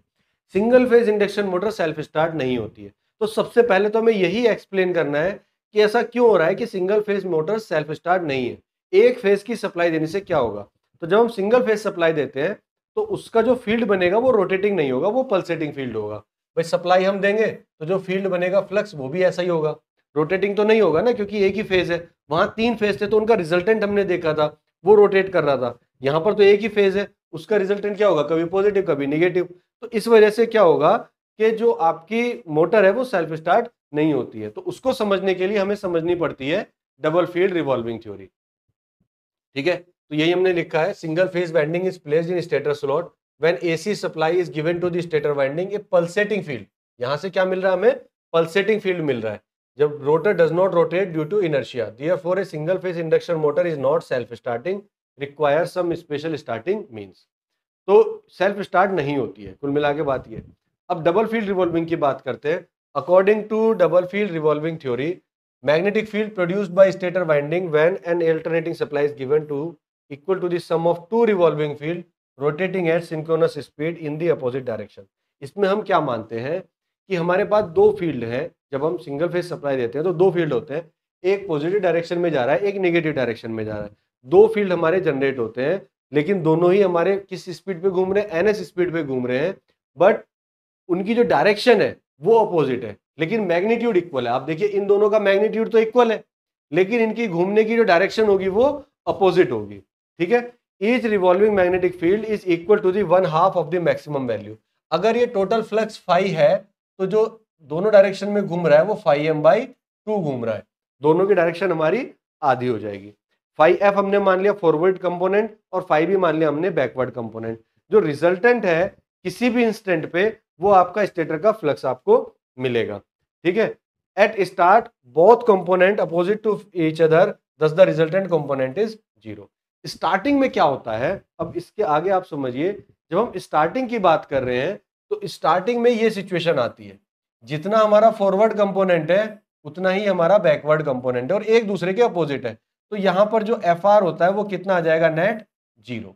इस पोजीशन पे 0 आ जाएगा। इसके अलावा अगर आप किसी और एंगल पे देखें, मान लीजिए 90 डिग्री पे देखते हो तो दोनों की डायरेक्शन ये हो जाएगी, तो यहां जो रिजल्टेंट मिलेगा आपको फाई एम मिल जाएगा। और किसी भी डायरेक्शन पे देखेंगे, मान लीजिए ये आपका यहां आ जाता और ये यहां आ जाता, तो भी इन दोनों का रिजल्टेंट हमको मिल जाता कुछ ना कुछ। यानी कि हर केस में हमको रिजल्टेंट मिलेगा, लेकिन केवल इसी केस में आपको रिजल्टेंट नहीं मिलेगा। मैं इसको हटा देता हूं, नहीं तो बाद में कंफ्यूजन होगा। इस केस में आपको कोई भी रिजल्टेंट नहीं मिल रहा है। तो दिक्कत क्या है, अगर मैं इस फाई एफ की कैरेक्टरिस्टिक बनाऊं तो वो ये बनेगी। ठीक है, और अगर फाई आर की बनाऊं या बैक वाले की बनाऊं तो ये बनेगी। स्टार्टिंग में अगर ये वाली, एक की ये बनेगी और एक की ये वाली बनेगी, एक ये और एक ये बनेगी। ठीक है, फॉरवर्ड के लिए ये वाली बनेगी और रिवर्स के लिए ये वाली बनेगी। अब इन दोनों का जब रिजल्टेंट देखते हैं तो स्टार्टिंग में कितना आता है? वो 0। जैसे यहाँ 0 आ रहा था ना, तो ये फ्लक्स कितना आ रहा है? 0। जब स्टार्टिंग में टॉर्क 0 है तो मोटर आपकी घूम नहीं पाएगी। तो क्या कर सकते हैं हम क्या कर सकते हैं कि इस मोटर को अगर हम किसी तरह से घुमा दें, हाथ से ही घुमा दें, सपोज मोटर रुकी हुई है लेकिन अगर इसको हाथ से घुमा दें तो ये यहां से निकल जाएगा, चाहे इधर आ जाए चाहे ये इधर आ जाए, जहां पे भी जाएगा इसको रिजल्टेंट टॉर्क मिल जाएगा। यानी कि दिक्कत कहां है? दिक्कत केवल स्टार्टिंग में है। स्टार्टिंग के अलावा आप कहीं पे भी देखेंगे तो रिजल्टेंट टॉर्क आपको मिल रहा है। तो जैसे आप स्टार्टिंग से बाहर निकलेंगे, स्टार्टिंग टॉर्क वाली कंडीशन से, मोटर घूमने लगेगी। तो ये केवल आपको यहां से इसको निकालना है। तो जैसे क्या होता है कि कई बार पुराने फैन हो जाते हैं और वो स्टार्टिंग में चलते नहीं है, तो हम क्या करते हैं, डंडे से पकड़ के उसको घुमा देते हैं, वो चलने लगती है। तो बेसिकली यही फील्ड होता है, आपका स्टार्टिंग टॉर्क 0 हो जाता है। स्टार्टिंग टॉर्क 0 तो मोटर इनिशियली रोटेट नहीं कर रही है, लेकिन अगर आप उसको किसी तरह से स्टार्टिंग टॉर्क वाले फेज से निकाल दो, इस पोजीशन से हिला दो, तो मोटर चलने लगती है। क्यों? क्योंकि बाकी जगह पे तो रिजल्टिंग टॉर्क हमें मिल रहा है, तो ये घूमने लगेगी। तो ये आपको करना होता है। तो आप इसी से बताते हैं कि साहब चूंकि स्टार्टिंग में हमें टॉर्क जो मिल रहा है वो 0 मिल रहा है, रिजल्टेंट टॉर्क जो मिल रहा है वो 0 मिल रहा है, दैट्स वाई ये मोटर आपकी सेल्फ स्टार्ट नहीं होती है, इसको सेल्फ स्टार्ट बनाना पड़ता है। ठीक है, अब सेल्फ स्टार्ट कैसे बना सकते हैं वो आपको समझना पड़ेगा। सेल्फ स्टार्ट बनाने के हमारे पास कई सारे तरीके हैं। इस मेथड को तो हम हटा ही देते हैं, इसको हटा देते हैं, आप इसको रहने दो। ठीक है, बस ये 4 मेथड सफिशिएंट है आपके। ठीक है, 4 मेथड है आपके मोटर को स्टार्ट करने के। Split phase motor, capacitor start motor, capacitor start capacitor run motor और शेडेड पोल मोटर। ठीक है, होते तो और भी हैं, लेकिन आपके लिए ये सफिशिएंट है। 4 मेथड बहुत है। 4 मेथड में से आप अगर 2 या 3 भी लिख के आ जाते हो तो भी सफिशिएंट है। अब देखो आपको मोटर को स्टार्ट कैसे करना है। पहले तो आप इन सब चीजों को भूल जाओ और ध्यान से मेरी बात सुनो। जब हमें मोटर को स्टार्ट करना है, हमें पता है कि single phase induction motor self start नहीं होती है। राइट, क्लियर है ये बात? अब सिंगल फेस सप्लाई देने से तो कोई फायदा है नहीं, या तो अब हम क्या करें, हमको कुछ ऐसा अरेंजमेंट करना है कि मोटर को ऐसा लगे कि कम से कम उसको 2 फेज की सप्लाई मिल रही है। एक फेज की सप्लाई से तो उसका काम होने वाला है नहीं, तो 2 फेज की सप्लाई उसको मिल रही है, ऐसा हमें कुछ अरेंजमेंट करना है। तो 2 फेज की सप्लाई उसको दें, इसके लिए हम क्या कर सकते हैं, वो आपका डिपेंड करता है मेथड ऑफ स्टार्टिंग पे। तो सबसे पहला मेथड आता है phase split motor, split phase motor. इसमें हमने क्या किया कि सपोज ये रोटर है, इसकी जो मेन वाइंडिंग थी, इसके साथ में हमने एक ऑक्सिलरी वाइंडिंग और लगा दी। इसके साथ में हमने क्या कर दिया, एक ऑक्सिलरी वाइंडिंग लगा दिया। अब हमने 2 वाइंडिंग लगाई, यहां पर एक स्विच लगा दिया, ठीक है।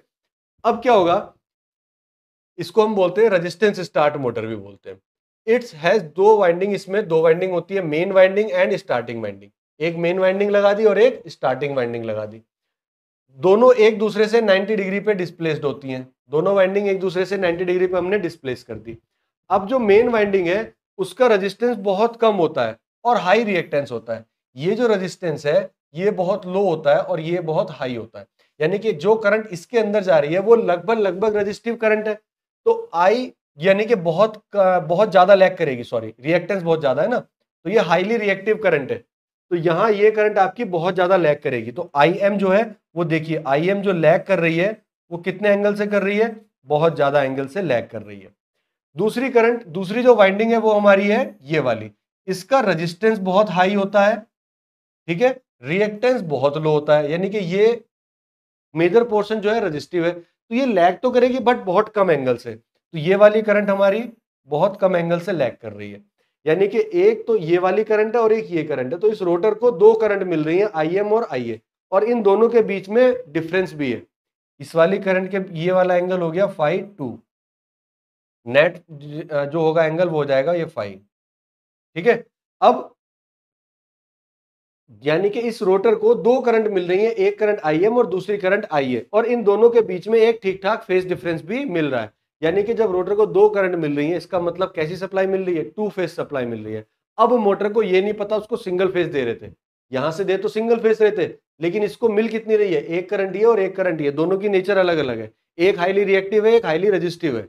तो 2 करंट मिलने की वजह से इस मोटर को ऐसा लग रहा है कि ये 2 फेज सप्लाई मुझे मिल रही है, और 2 फेज सप्लाई से रोटेटिंग फील्ड जनरेट हो जाएगा and motor will start as a 2 phase induction motor, ठीक है। तो यही हमने यहां पर लिखा है, ठीक है। दूसरा मेथड हो जाता है हमारा, और जब ये रोटेट करने लगती है तब उसके बाद एक बार रोटेट हो जाए तो फिर स्विच को ओपन कर देते हैं ताकि अननेसेसरी के लॉसेज हमारे ना हो। बस ये स्टार्टिंग की तो दिक्कत थी ना, तो स्टार्टिंग हमने कर दी। दूसरा मेथड है हमारे पास कैपेसिटर स्टार्ट इंडक्शन मोटर, यानी कि हम स्टार्टिंग के लिए कैपेसिटर का यूज कर रहे हैं। तो हमने क्या किया, एक कैपेसिटर और लगा दिया साथ में, ये वाइंडिंग थी, स्टार्टिंग वाइंडिंग में कैपेसिटर लगा दिया। कैपेसिटर लगाने से क्या होगा, करंट लीड करना शुरू हो जाएगी। ये तो हाईली रिएक्टिव थी पहले से, ये तो हाईली रिएक्टिव थी, तो इसकी करंट तो ये आई एम आई रही है, लेकिन चूंकि ये जो करंट थी अब इसमें कैपेसिटर लगा दिया तो इसकी करंट आपकी लीड करने लगी। और अगेन इस रोटर को एक करंट ये वाली मिल रही है और इसी रोटर को एक करंट ये वाली मिल रही है, 2 करंट मिल रही है, तो रिजल्टेंट करंट आई आपको मिलेगी और ये motor will start as a 2 phase induction motor again. And due to the presence of capacitor अब की बार ये मोटर और अच्छे से स्टार्ट होगी क्योंकि अब की बार परफेक्टर लीड करने लगा।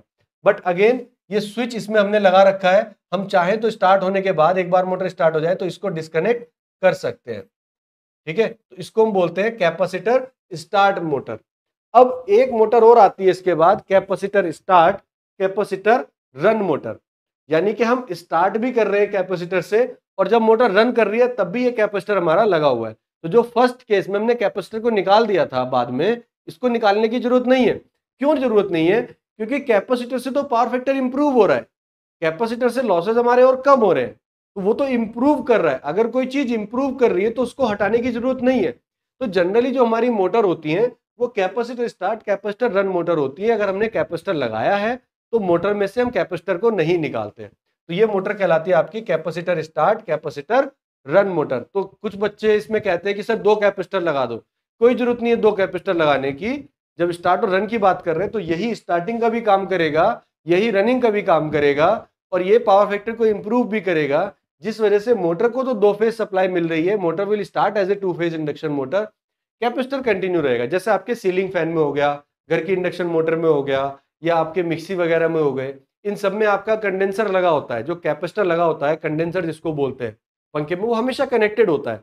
तो they all are capacitor start, capacitor run motor, ठीक है। उसमें से हम कैपेसिटर को रिमूव नहीं करते हैं क्योंकि ये आपको बेनिफिट दे रहा है, ये पावर फैक्टर को इंप्रूव कर रहा है, ठीक है। तो ये हो गई आपकी capacitor start, capacitor run motor, और मोस्टली यूज्ड यही है।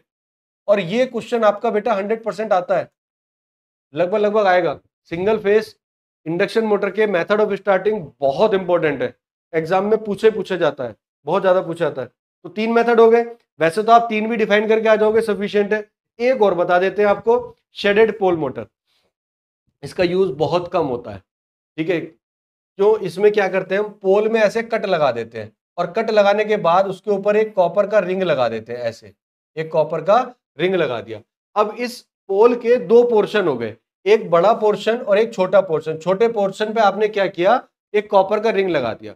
तो जिधर आपने कॉपर का रिंग लगाया उधर का आपने रिएक्टेंस बढ़ा दिया, यानी कि अब इस रोटर को जब ये फ्लक्स आ रहा होगा, ठीक है, तो 2 फ्लक्स मिलेंगे, एक तो इस पोर्शन से जो आ रहा है और एक जो इस पोर्शन से आ रहा है। तो ये फ्लक्स और इस फ्लक्स के बीच में ये हाईली रिएक्टिव फ्लक्स होगा और ये कम रिएक्टिव होगा। तो इसकी वजह से दोनों फ्लक्स में डिफरेंस क्रिएट हो जाएगा, और अगेन इस रोटर को 2 फ्लक्स मिलेंगे, एक इस शेडेड पोल से, दूसरा इस नॉन शेडेड पोल से। तो जब 2 डिफरेंट फ्लक्स इस रोटर को मिलेंगे तो it will experience 2 phase supply, तो इसको 2 फील्ड की सप्लाई मिल रही है। Again this motor will start as a 2 phase induction motor. तो अगेन ये 2 फेज इंडक्शन मोटर की तरह से स्टार्ट हो जाएगी। तो बस इसमें केवल क्या करते हैं, एक पोल को शेडेड कर देते हैं, एक पोल पोर्शन को, जिसकी वजह से उसका रिएक्टेंस इंक्रीज कर जाता है। जब रिएक्टेंस इंक्रीज करेगा तो फ्लक्स भी ज्यादा लैग करेगा, तो दोनों में डिफरेंस क्रिएट हो जाएगा, और वही डिफरेंस हमें चाहिए ताकि 2 फेज सप्लाई हमें दे, हम उसको दे पाए।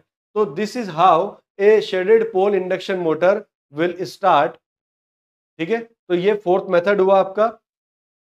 तो these are the application of single phase induction motor. Split phase की बात कर रहे हैं तो ब्लोअर्स में, सेंट्रीफ्यूगल पंप में, ड्रिलिंग मशीन में, लेथ मशीन में, वॉशिंग मशीन में यूज कर सकते हैं, बट करते नहीं है।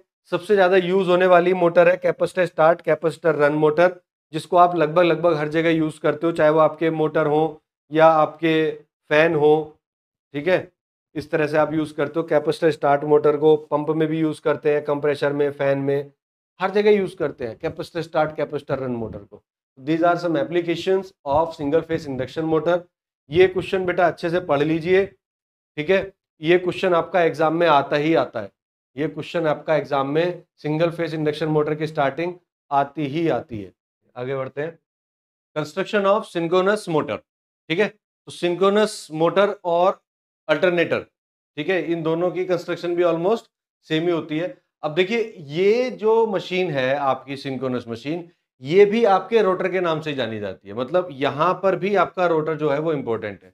तो क्या होता है, 2 तरीके के रोटर होते हैं, उसी के बेस पे 2 तरीके की सिंक्रोनस मोटर होती है। एक रोटर होता है जिसको हम बोलते हैं सैलिएंट पोल, इसको हम क्या बोलते हैं, सैलिएंट पोल।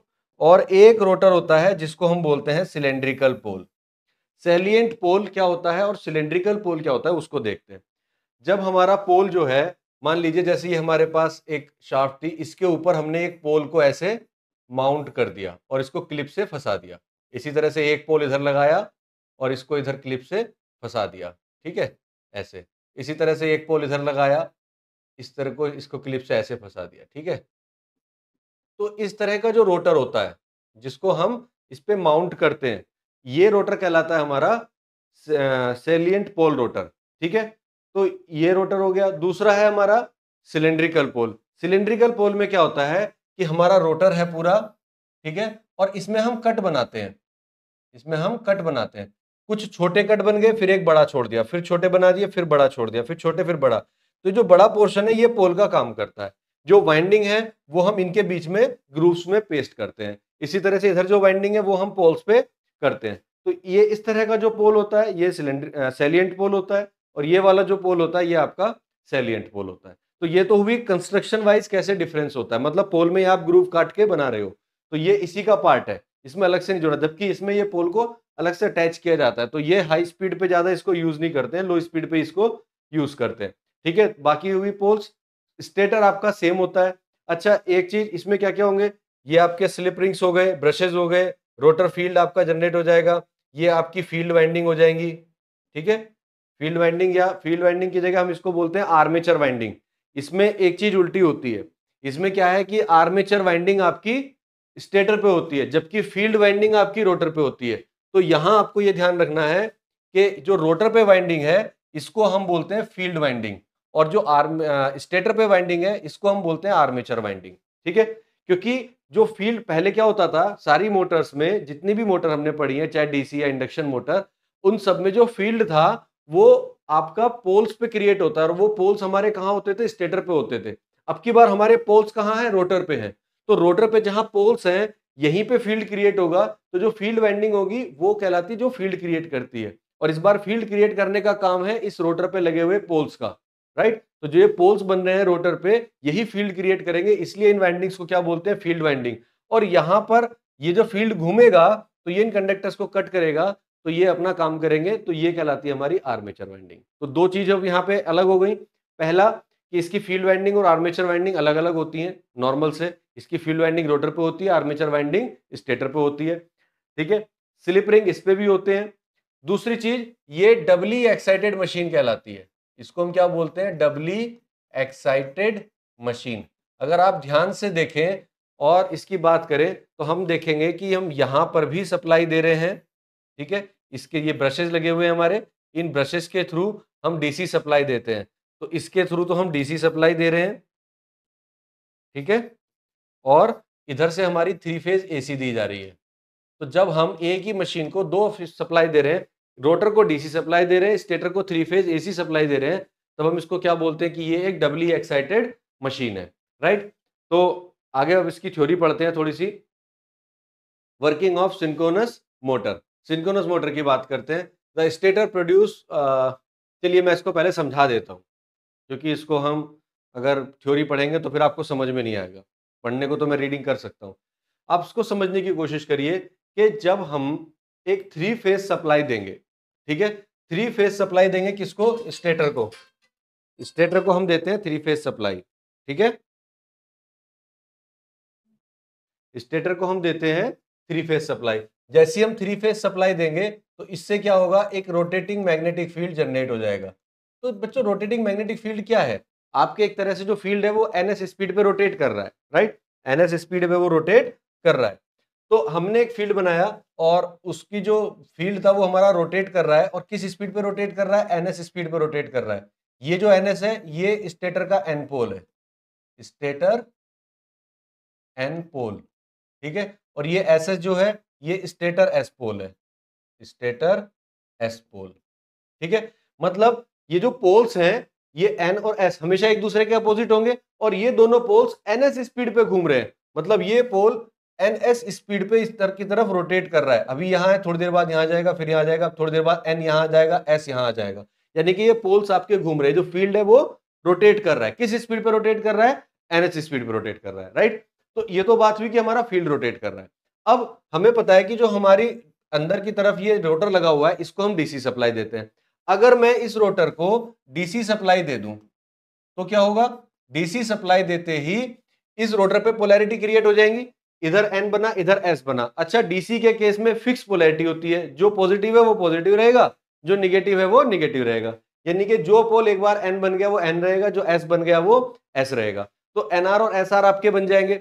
ये बात समझ में आ गई होगी, ठीक है। अब ये पोल हमारे परमानेंट पोल है, परमानेंट पोल बन गए। ये पोल कैसे बने, परमानेंट पोल बन गए। अब एक चीज मुझे बताओ कि स्टार्टिंग में हमारे पास फील्ड तो था एनएस की स्पीड से घूमता हुआ, और एनआर कितना था, 0। एनआर कितना था, 0, क्योंकि रोटर तो रुका हुआ है ना। स्टार्टिंग में रोटर कैसा है हमारा, स्टेशनरी है। भाई हमने मोटर को सप्लाई दी, मोटर का जो रोटर है वो स्टैंड स्टिल पे है, रुका हुआ है। यानी कि एनआर हमारा कितना है, रोटर की स्पीड 0, जबकि सप्लाई देते ही फील्ड आपका फुल स्पीड से घूम रहा है।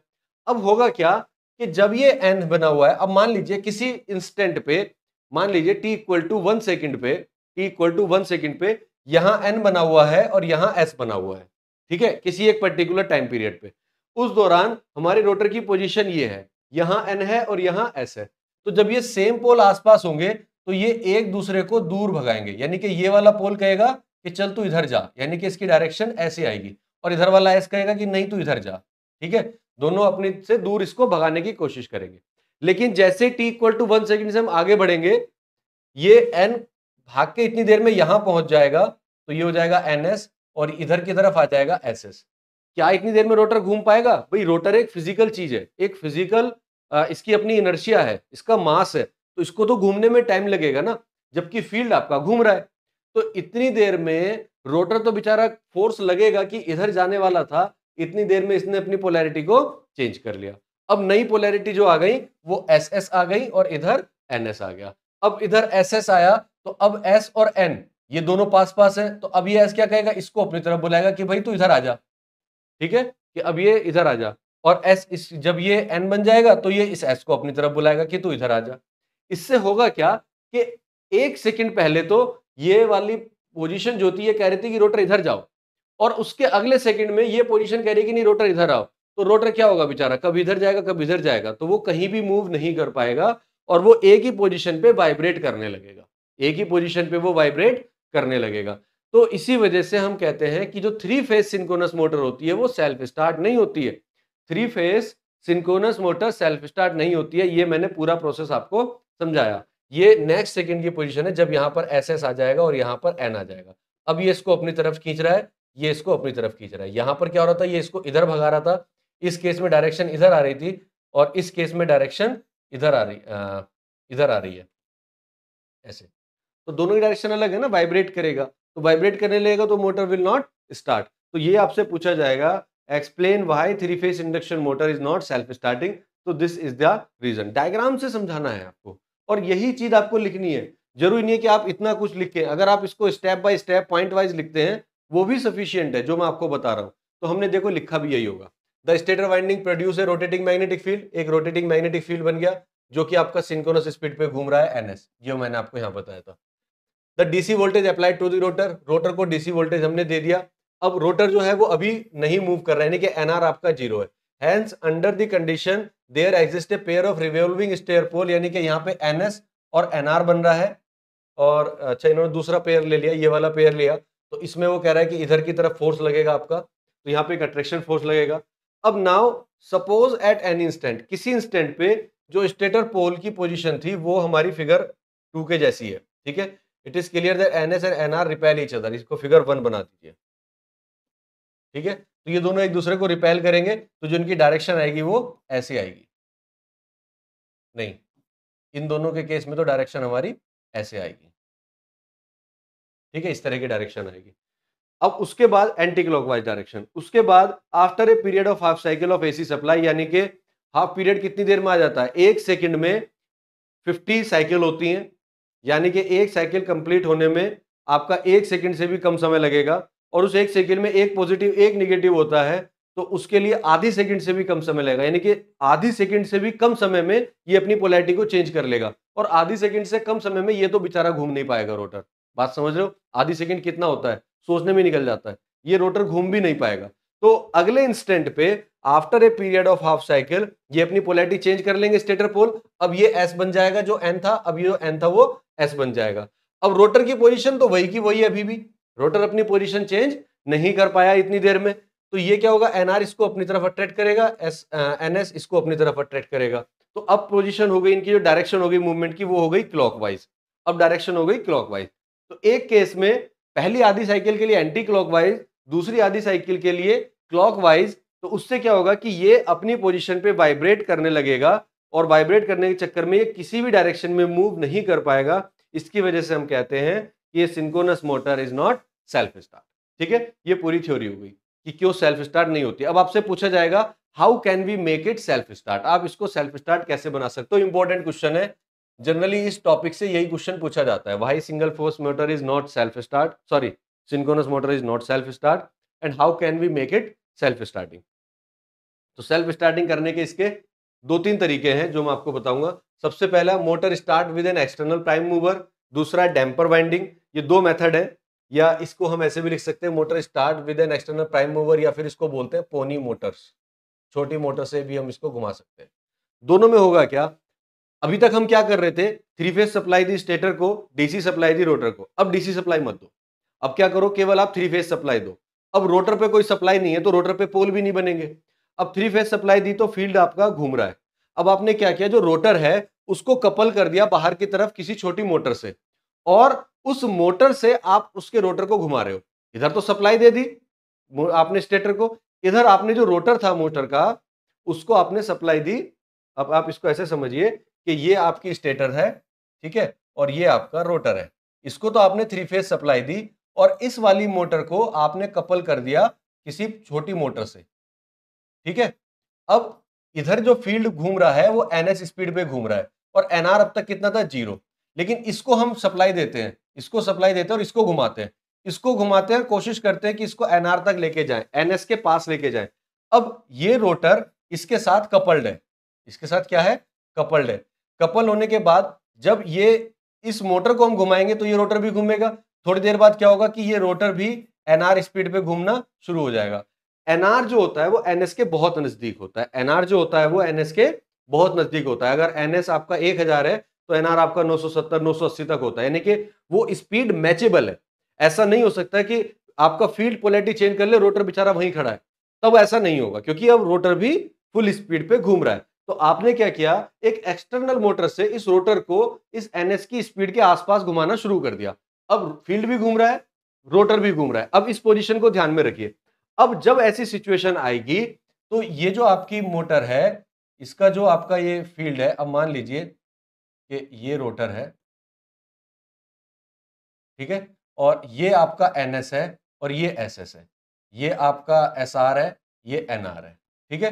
अब इस कंडीशन में क्या होगा, ये दोनों साथ साथ घूम रहे हैं, इन दोनों के बीच की रिलेटिव स्पीड बहुत कम है, तो ये लगभग आसपास ही घूम रहे हैं। भाई सोच के चलो, कोई 100 पे चल रहा है, कोई 98 पे चल रहा है, तो बहुत ज्यादा डिफरेंस थोड़ी दिखाई देगा, रिलेटिव स्पीड तो 2 की हो गई ना।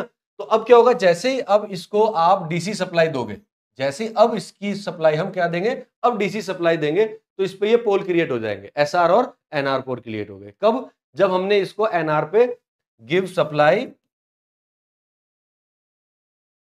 When motor is at NR, जब ये एनआर पे रन करने लगेगा तब इसको सप्लाई देंगे, तो ये पोल क्रिएट हो जाएंगे। अब ऐसा नहीं होगा कि ये जो फील्ड के पोल्स हैं ये चेंज हो जाएं और रोटर का चेंज ना हो पाए, क्योंकि रोटर भी तो उसी स्पीड से लगभग लगभग घूम रहा है। तो जैसे ये सिचुएशन आएगी, ये पोल क्रिएट होंगे, तो ये इसको अपनी तरफ अट्रैक्ट कर लेगा और ये इसको अपनी तरफ अट्रैक्ट कर लेगा, और फिर ये जाके इधर लॉक हो जाएंगे। तो यहां पे क्या हो जाएगी, लॉकिंग, क्योंकि दोनों लगभग सेम स्पीड पे घूम रहे थे। तो इसने, इस वाले पोल ने इसको अपनी तरफ चिपका लिया, इसने इसको अपनी तरफ चिपका लिया। अब आप यहां से मोटर को डिस्कनेक्ट कर दो, क्यों, क्योंकि अब हो गई मैग्नेटिक लॉकिंग, अब हो गई मैग्नेटिक लॉकिंग। इस एन ने इस एस को पकड़ लिया, इस एस ने इन एन को पकड़ लिया। अब मैग्नेट ने अपने अपने पोल पकड़ लिए। अब चाहे आप मोटर हटा दो, अब चूंकि लॉकिंग हो गई, तो ये जिस स्पीड से फील्ड घूम रहा था उसी स्पीड से रोटर भी घूमना शुरू कर देगा। तो हम क्या कहते हैं कि सिंक्रोनस मोटर जो होती है वो सिंक्रोनस स्पीड पे ही रन करती है, कांस्टेंट स्पीड पे रन करती है, ठीक है, जिस स्पीड पे फील्ड रन करता है। तो यही हमने यहाँ पे लिखा है।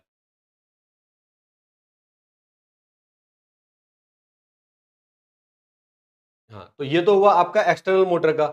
दूसरा एक मेथड तो ये हुआ, दूसरा मेथड मेथड हुआ डैम्पर वाइंडिंग।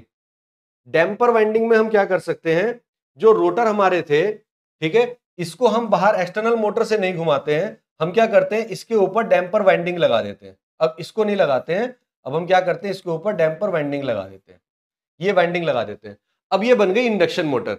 तो जब हम इसमें फील्ड चलाएंगे, ये फील्ड इन कंडक्टर्स को कट करेगा, जब इन डैम्पर कंडक्टर्स को कट करेगा तो यहाँ ईएमएफ जनरेट होगा, ईएमएफ से आपका करंट जनरेट होगी, करंट से फोर्स जनरेट होगा, फोर्स से टॉर्क जनरेट होगा, और मोटर घूमने लगेगी as a induction motor. So this motor will start as induction motor, induction motor. और जब ये मोटर एनआर स्पीड अटेन कर ले, जब ये एनआर स्पीड अटेन कर ले, जो कि लगभग लगभग एनएस के पास ही होती है, उस समय पे आप क्या करोगे, जब ये एनआर स्पीड अटैच कर लेगी, अब आप ये वाइंडिंग को कट कर दोगे, और उसी समय पे क्या हो जाएगी, मैग्नेटिक लॉकिंग। भाई जब इस रिलेटिव स्पीड बहुत कम हो गई, एनएस और एनआर के बीच में डिफरेंस बहुत कम रह गया, उस समय पे आप सप्लाई हटा दोगे।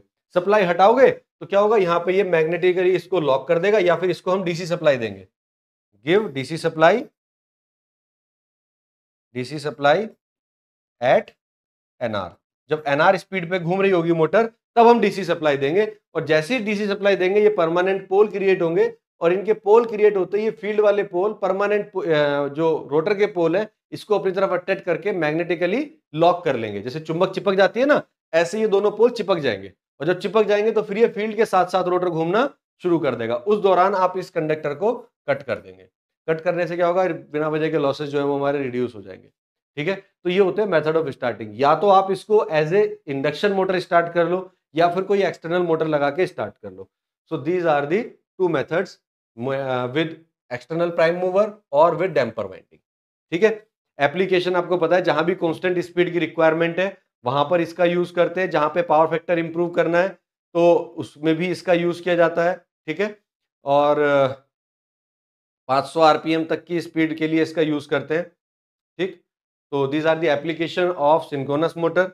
अब इसके बाद हम पढ़ते हैं थोड़ा सा अल्टरनेटर के बारे में।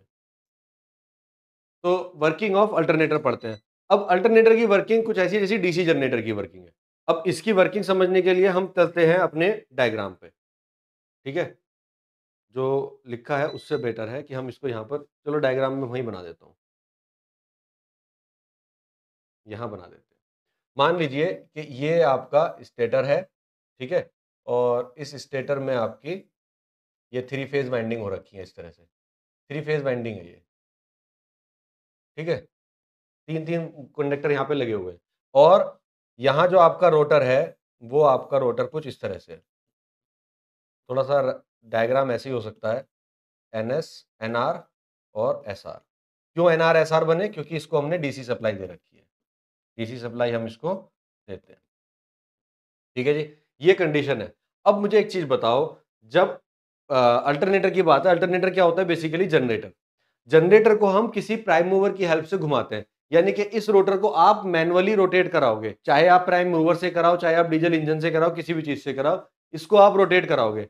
जब ये घूमना शुरू करेगा तो ये जो कंडक्टर्स है, इन कंडक्टर को अभी N कट कर रहा है, थोड़ी देर बाद इसको S कट करेगा, फिर N कट करेगा, फिर S कट करेगा। तो यहाँ पे अल्टरनेट पोल्स जो हैं इन कंडक्टर्स को कट करेंगे। अच्छा, ये तीनों कंडक्टर एक दूसरे से 120 डिग्री पे स्पेस्ड है, तो तीनों में आपका जो कहना चाहिए जो फील्ड इससे रिलेट करेगा, एक बार N एक बार S, अल्टरनेट फील्ड इसको कट करेगा। और आपको पता है कि जब किसी कंडक्टर को वेरिंग मैग्नेटिक फील्ड में रखा जाता है तो वहां एक ईएमएफ इंड्यूस हो जाता है। ये चीज हम पढ़ते आ रहे हैं इलेक्ट्रोमैग्नेटिक इंडक्शन से। तो जब ये फील्ड घूम रहा है, यानी कि रोटर घूम रहा है, रोटर क्या है? बेसिकली फील्ड है। ये रोटर के फॉर्म में यहां पर फील्ड घूम रहा है, क्योंकि ये मैग्नेट बनी हुई है ना, NR SR।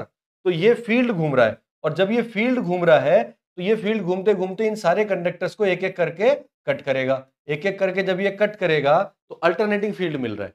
तो whenever stationary conductor, these are stationary conductor.